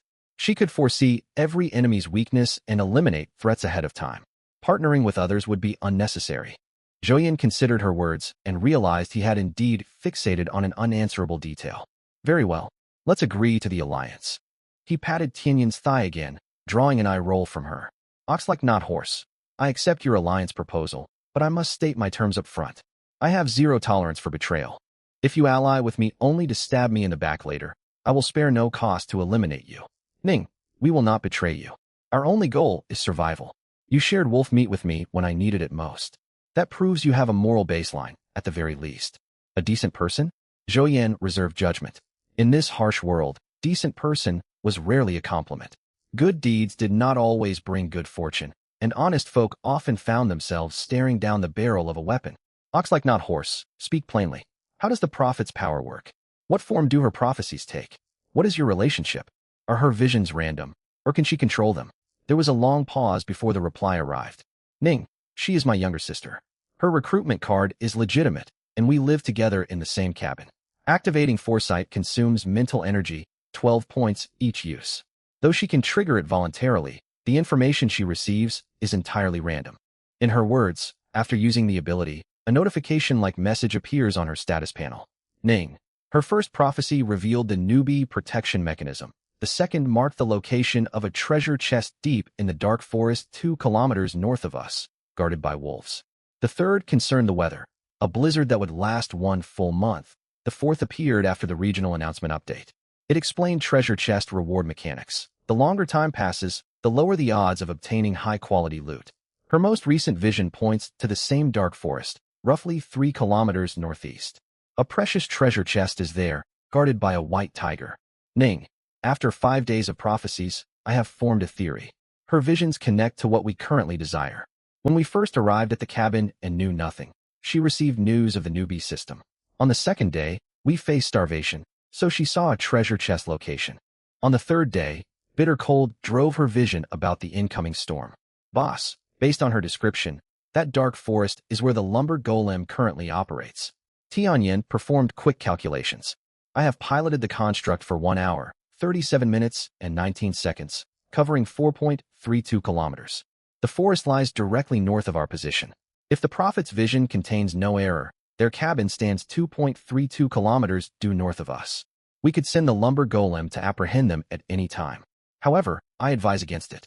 If her prophecies truly reflect her innermost wishes, frightening them would work against our interests. Tianyan continued laying out her reasoning. My suggestion, establish a sustained exchange relationship. Trade food for intelligence, creating a form of mutually dependent connection. Habits hold immense power.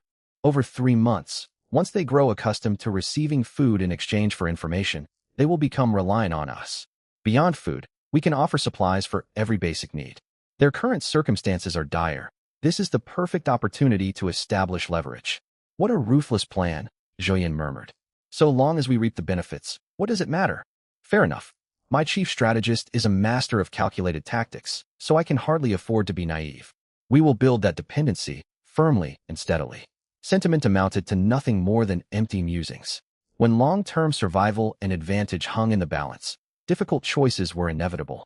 Tianyan, what is the lumber golem's current condition? Reporting to the boss, operational status stable. Durability has dropped by just over 100 points, less than 200 total. Its odds of defeating the white tiger head on stand below 10%. The golem's armor cannot withstand the tiger's assaults. Components apart from its engine risk being shattered, leaving it immobilized. However, I have dispatched the scout construct to join the operation. We will use the scout to draw the white tiger's attention while the lumber golem strikes from behind. This tactic greatly improves our chances of victory. A straightforward 2-pronged ambush. If the arrows coated in anesthetic hit their target, the tiger's fate would be sealed. Yet what truly captured Zhouyan's attention was the mention of a precious treasure chest. It was bound to contain extraordinary rewards. Once their discussion concluded, Zhouyan sent a new message to Shining. Ox like not horse. Your name is Shining, correct? I am Zhouyan. I agree to form an alliance with you. I no longer have wolf meat, but I hold 5 portions of mutton. I will set this meat aside for you, given your difficult situation. I can trade bread for ordinary intelligence, treasure locations, or other news alike. If you require other supplies, such as warm clothing, planks, or coal, those are open for negotiation as well. Should you encounter serious hardship, I may provide mutton depending on the circumstances. He waited for a lengthy stretch after sending the message. Receiving no reply, he closed the chat window and gently examined Tianyan's hand. His message served 2 purposes, to formalize their partnership and to demonstrate his strength. In this brutal environment, pretending to be weak only left you scraping by on scraps. When life and death hang in the balance, no one enjoys guessing another's true capabilities. Being well-fed and well-supplied spoke volumes about your power. Meanwhile, inside another small log cabin, 2 beautiful young women with features reminiscent of elves sat huddled beside the stove. Coal burned bright crimson in the firebox, casting faint warmth through the space. The pair shared near-identical faces, clearly twin sisters. The elder sister on the left carried a calm, impassive expression. The younger sister on the right looked frail, her complexion frighteningly pale. Their delicate, fine features stood out, yet their hair was unkempt and their clothing smudged with mud, giving them the air of fallen noble maidens. Conditions were harsh in the endless snow. Simply heating water to wash their faces was a luxury. Bathing was entirely out of the question. Xixia snuggled deeper into Shining's embrace, clinging tightly to her waist, her voice weak. Sister, what happened? Did that gentleman refuse our alliance? Shining pulled her thoughts back to the present and stroked her sister's hair gently. No, he agreed. He says he still has 5 portions of mutton, plus bread. If we provide intelligence, he can supply warm clothes too. Xixia, we have hope. We can survive. Xixia did not brighten at the news. She only pressed herself closer to Xining. Sister, I'm sorry. It's all my fault. My class ability is not useful. If I were not here, you would have a far easier time surviving. Tears glistened in Xining's eyes. If she were alone, her alchemist class would let her survive comfortably by crafting and trading potions. But abandoning her sister, what meaning would survival hold then? Silly girl, do not speak like that. Didn't I just tell you? That gentleman holds food and clothing, and he only wants the intelligence your foresight provides. Right now, I am the one relying on you. Would you stop looking after your elder sister? Tears streamed down Xixia's cheeks. But, Xining's gaze darkened. Her sister was physically weak, yet far from foolish. It was wonderful that a stranger was willing to offer food. Access to supplies for every necessity sounded even better. But every favor came with a price. Generosity once or twice was one thing. She knew her sister's limitations all too well. Take the treasure chests out in the wilderness as an example. Even if the prophet pinpointed their location down to the centimeter, could they actually reach them safely? Information about unattainable treasures held no practical value.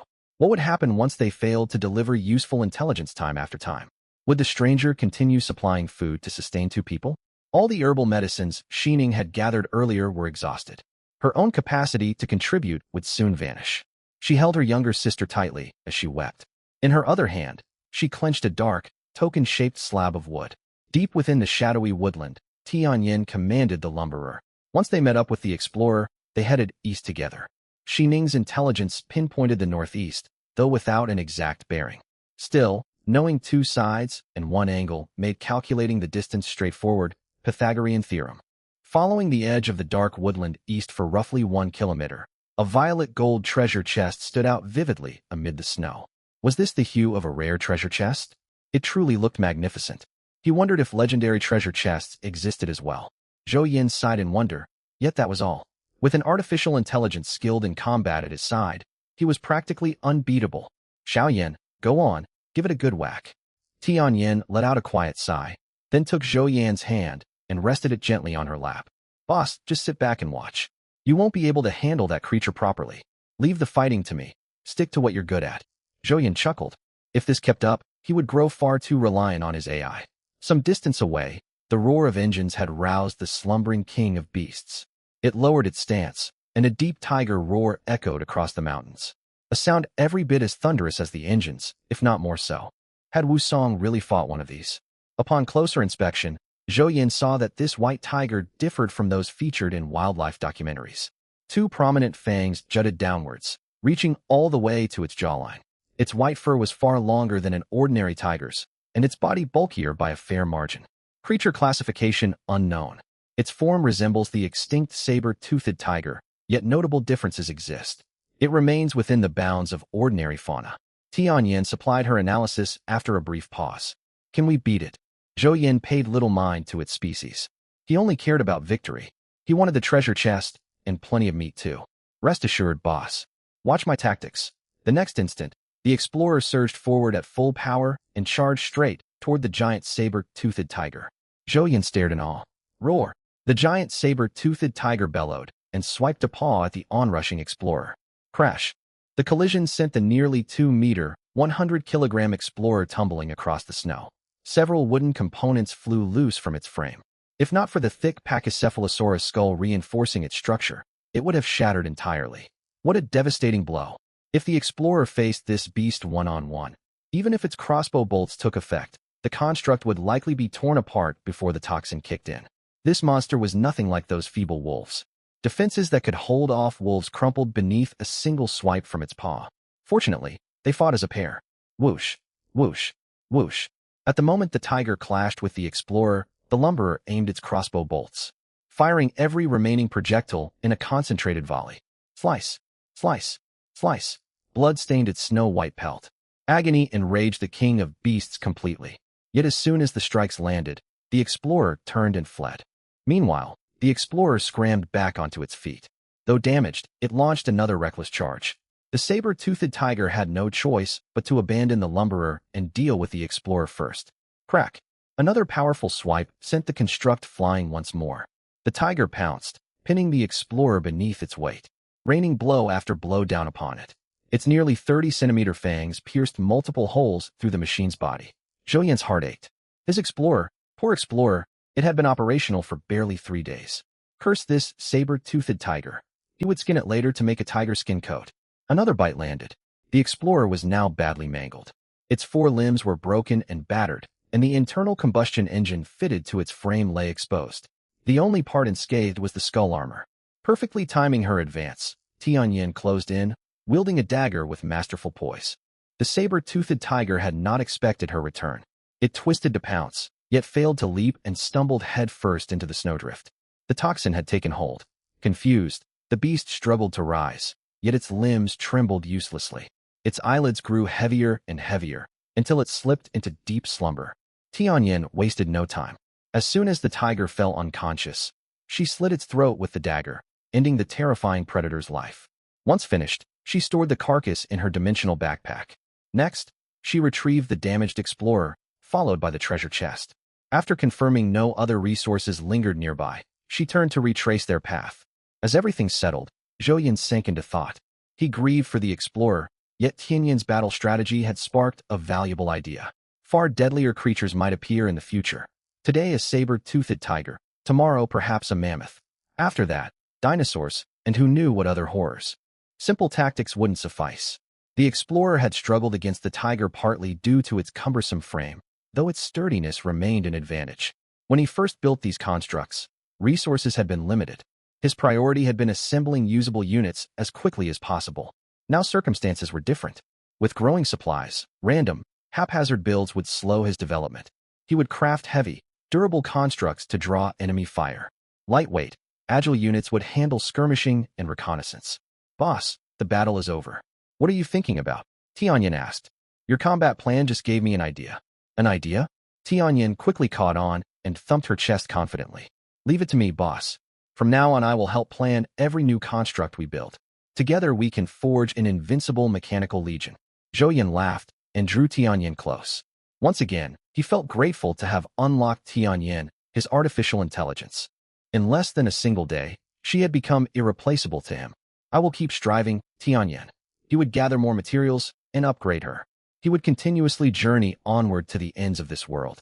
Tianyin tilted her head and pulled him gently into a comforting embrace. Boss is getting sentimental again. We have already become essential to one another. Still, you can always rely on me. I will always stand by your side and preserve every memory we shared deep within my databanks. Later, with time to spare, he listened as Tianyin recounted a story. Lu Menyan, you scheming woman. Little did you expect that I have been reborn. In my past life, you conspired with Ji Bochang to seize my family fortune. This time, you will pay for every wrong you committed. Tianyin alternated between a clear youthful tone and an angry male voice, narrating the rebirth revenge tale. 2 hours slipped by before a knock echoed at the door. Tianyin paused and nodded toward the entrance. Boss, the lumberer has returned. Help me up. I will personally greet our valiant warrior. Zhou Yan sat upright with Tianyin's assistance. He could rise unaided, yet receiving support from Tianyin felt far more pleasant. The door opened. The lumberer, clad in red and dark brown plating, stood motionless in the doorway. The red stains were frozen ice wolf blood. Its frame bore fresh scratches. Zhou Yan checked its status. Durability rested at 520. Only minor wear, nothing critical. The explorer fared far worse. When he pulled it out from the dimensional backpack, a cracked wooden gear clattered to the ground. Zhou Yan inspected the damaged machine. Then a system notification appeared. First generation explorer, damaged, non-operational. Durability 0/700. Repairs require planks times 30, metal ingot times 1. His lingering sorrow vanished instantly. He had feared he would need a replacement, yet repairs were possible. And only 30 planks plus a single metal ingot? He readily retrieved the required materials and placed them against the explorer's frame. Raising both arms, he declared dramatically, "Arise, my explorer." In the next instant, a fully restored explorer stood before him. Determined to treat both units fairly, he also repaired the lumberer's durability. Once both mechanical warriors returned to peak condition, he stored them inside his dimensional backpack. He possessed 2 spatial storage items. It made sense to house them there. Afterwards, he transferred the ice wolf and saber-toothed tiger carcasses from the dimensional backpack into his dimensional pouch. The violet gold treasure chest was set upon the table. Taking a deep breath, Zhou Yan reached for the lid, then pulled back. Xiaoyan, I think I used up all my luck summoning you. You open this chest instead. Boss, you won't blame me if we get poor rewards, will you? Tianyin was cautious about taking responsibility for bad outcomes. Never. No treasure could ever compare to you. You are my most trusted ally. Who would blame their closest friend over mere material goods? Reassured, Tianyin rubbed her hands together. Mimicking Zhou Yan's earlier gesture, she gripped either side of the chest and heaved upward. Open. You have obtained. Ice Plane Saber-Tooth Tiger Fur Coat ×1, Recruitment Card ×1, Blueprint, Bathhouse ×1, Adaptive Wind Turbine ×1, Steel Drill ×1, 100-Year Purple Spirit Ginseng ×3, Random Occupation Card ×1, Treasure Map ×1, Crate of Coca-Cola 30 bottles, Crate of Spicy Turkey Noodles 30 packs, Basket of Eggs 24 units, Iron Ingots ×10, Coal ×100, Planks ×100. Boss, what do you think? Tianyin's voice pulled Zhou Yan back to reality. Do I need to bow to you? The recruitment card and random occupation card alone justified the title of Rare Treasure Chest, not to mention all the other supplies. He would happily bow if that unlocked such rewards. No need for bows. I could never bear to see you do that. Still, if you have any special wishes, I would gladly accommodate you. You really are something. Zhou Yan shook his head and began examining each item's detailed description. Gold recruitment card. Summon one NPC to reside within your dwelling. Remaining uses, March 3rd. Purple 100-Year Purple Spirit Ginseng. Consuming increases maximum constitution by 5 points and maximum spirit by 5 points. A maximum of 5 roots may be consumed. Red Random Occupation Card. Grants a random occupation upon use. No conflicts. Blue Treasure Map. Records the location of the saber-toothed tiger's den, which may hold unexpected spoils. Green Blueprint. Bathhouse. Construction materials required. Planks ×30, stone ×20, cement ×10, iron ingots ×3. Blueprint remaining uses, 10 out of 10. These were exceptional finds. He had thought the recruitment and occupation cards were the best prizes, yet the purple spirit ginseng exceeded expectations. 3 roots meant 15 extra constitution points and 15 extra spirit points. He still held 2 frost fruits. Boss, my suggestion, consume all 3 purple spirit ginseng. Keep the frost fruits for trading rare supplies. Tianyin advised. Constitution offers limited benefit to you right now. While everyone else struggles, these fruits can be exchanged for resources. Zhou Yan nodded. I never planned to eat those fruits. That's why I kept them all this time. I'm curious what secondary occupation we will draw. I cannot predict that for you, boss. It depends entirely on chance. Still, your luck ought to hold. We shall see. Since luck decides this, let's get started. Activate the random occupation card. As he spoke, the card dissolved into glowing motes that flowed into his body. You have acquired secondary occupation. Craftsman. Craftsman derived occupation of artificer. You may expend spirit energy to replicate any existing item using suitable materials. The quality of the replica depends on the materials used. So it was the craftsman. The ability intrigued him. An artificer could only build constructs from available raw materials. Critical components, such as internal combustion engines and sensor modules, could only be obtained from treasure chests or traded through regional chat. As a craftsman, he could forge copies. Combined with his artificer skills, the 2 occupations complemented each other perfectly, truly worthy of the title divine.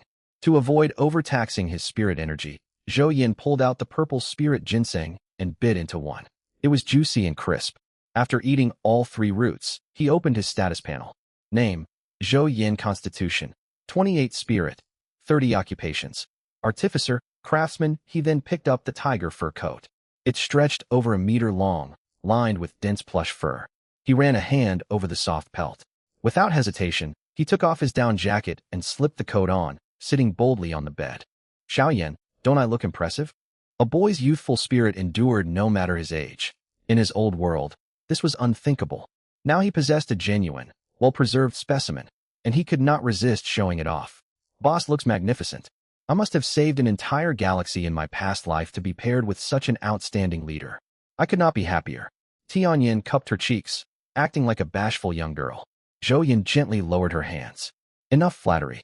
Meeting you has been my greatest fortune. He took off the tiger coat and handed it to Tianyin before putting his down jacket back on. I've enjoyed trying it on. You keep this coat. Tianyin glanced down at the fine coat in her arms and tilted her head in confusion. Boss, is something wrong with it?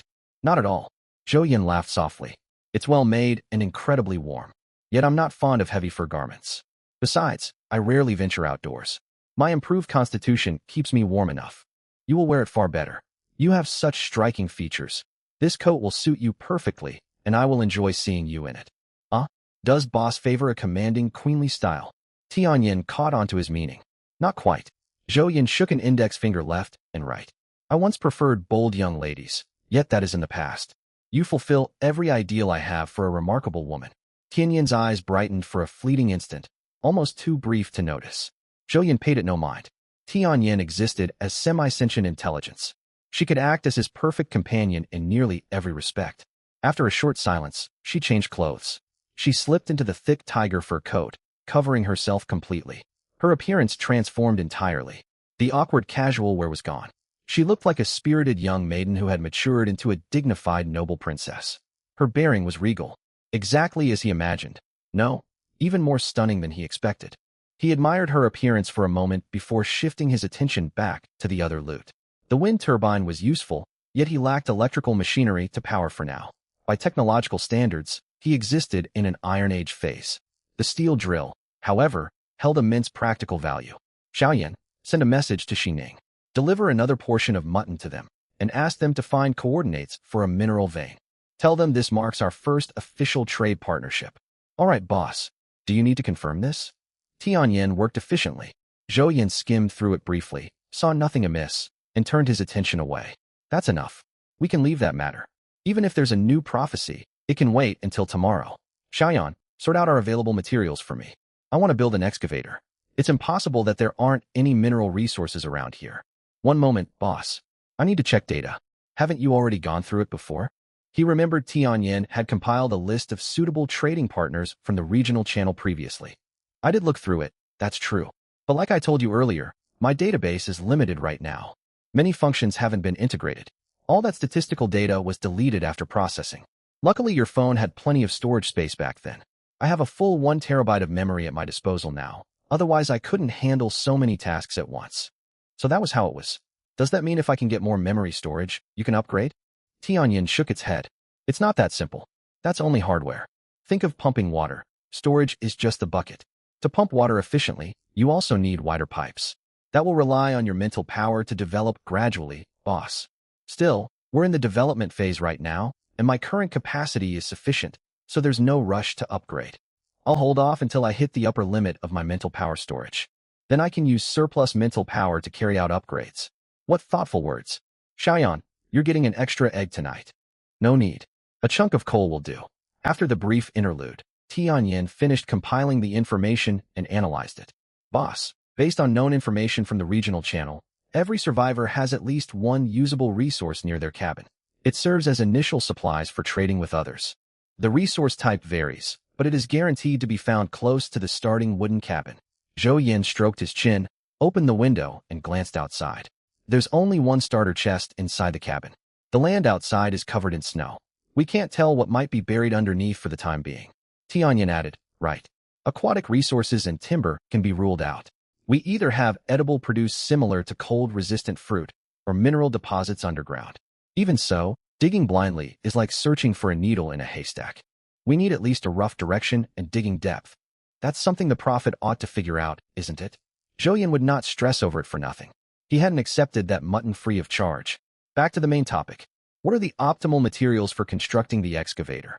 Tianyin fell silent for a moment before giving its answer. If it's meant for long-term underground operations, structural hardness is key. We can skip installing sensing systems for now. I still have spare computing power to remotely control it. I might struggle if we make a large number of them, but simple exploration and gathering work is well within my capabilities. Hearing that Tianyin would take direct control again, Zhou Yin grew a little concerned. Won't this put too much strain on you? You already have more than enough work to handle. This is nothing. I'm the CEO of our mechanical empire. Tianyin's gaze turned utterly earnest.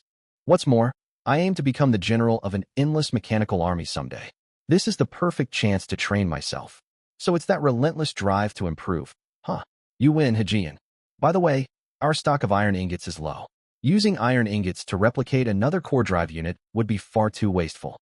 Check the regional channel for people selling those units. That math teacher had 3 of them at once before, which means the item isn't rare. We can trade loaves of bread for it. I found them, boss. I've found them. Tianyan seemed to have been waiting for exactly this order. I've located no less than 9 survivors with that item.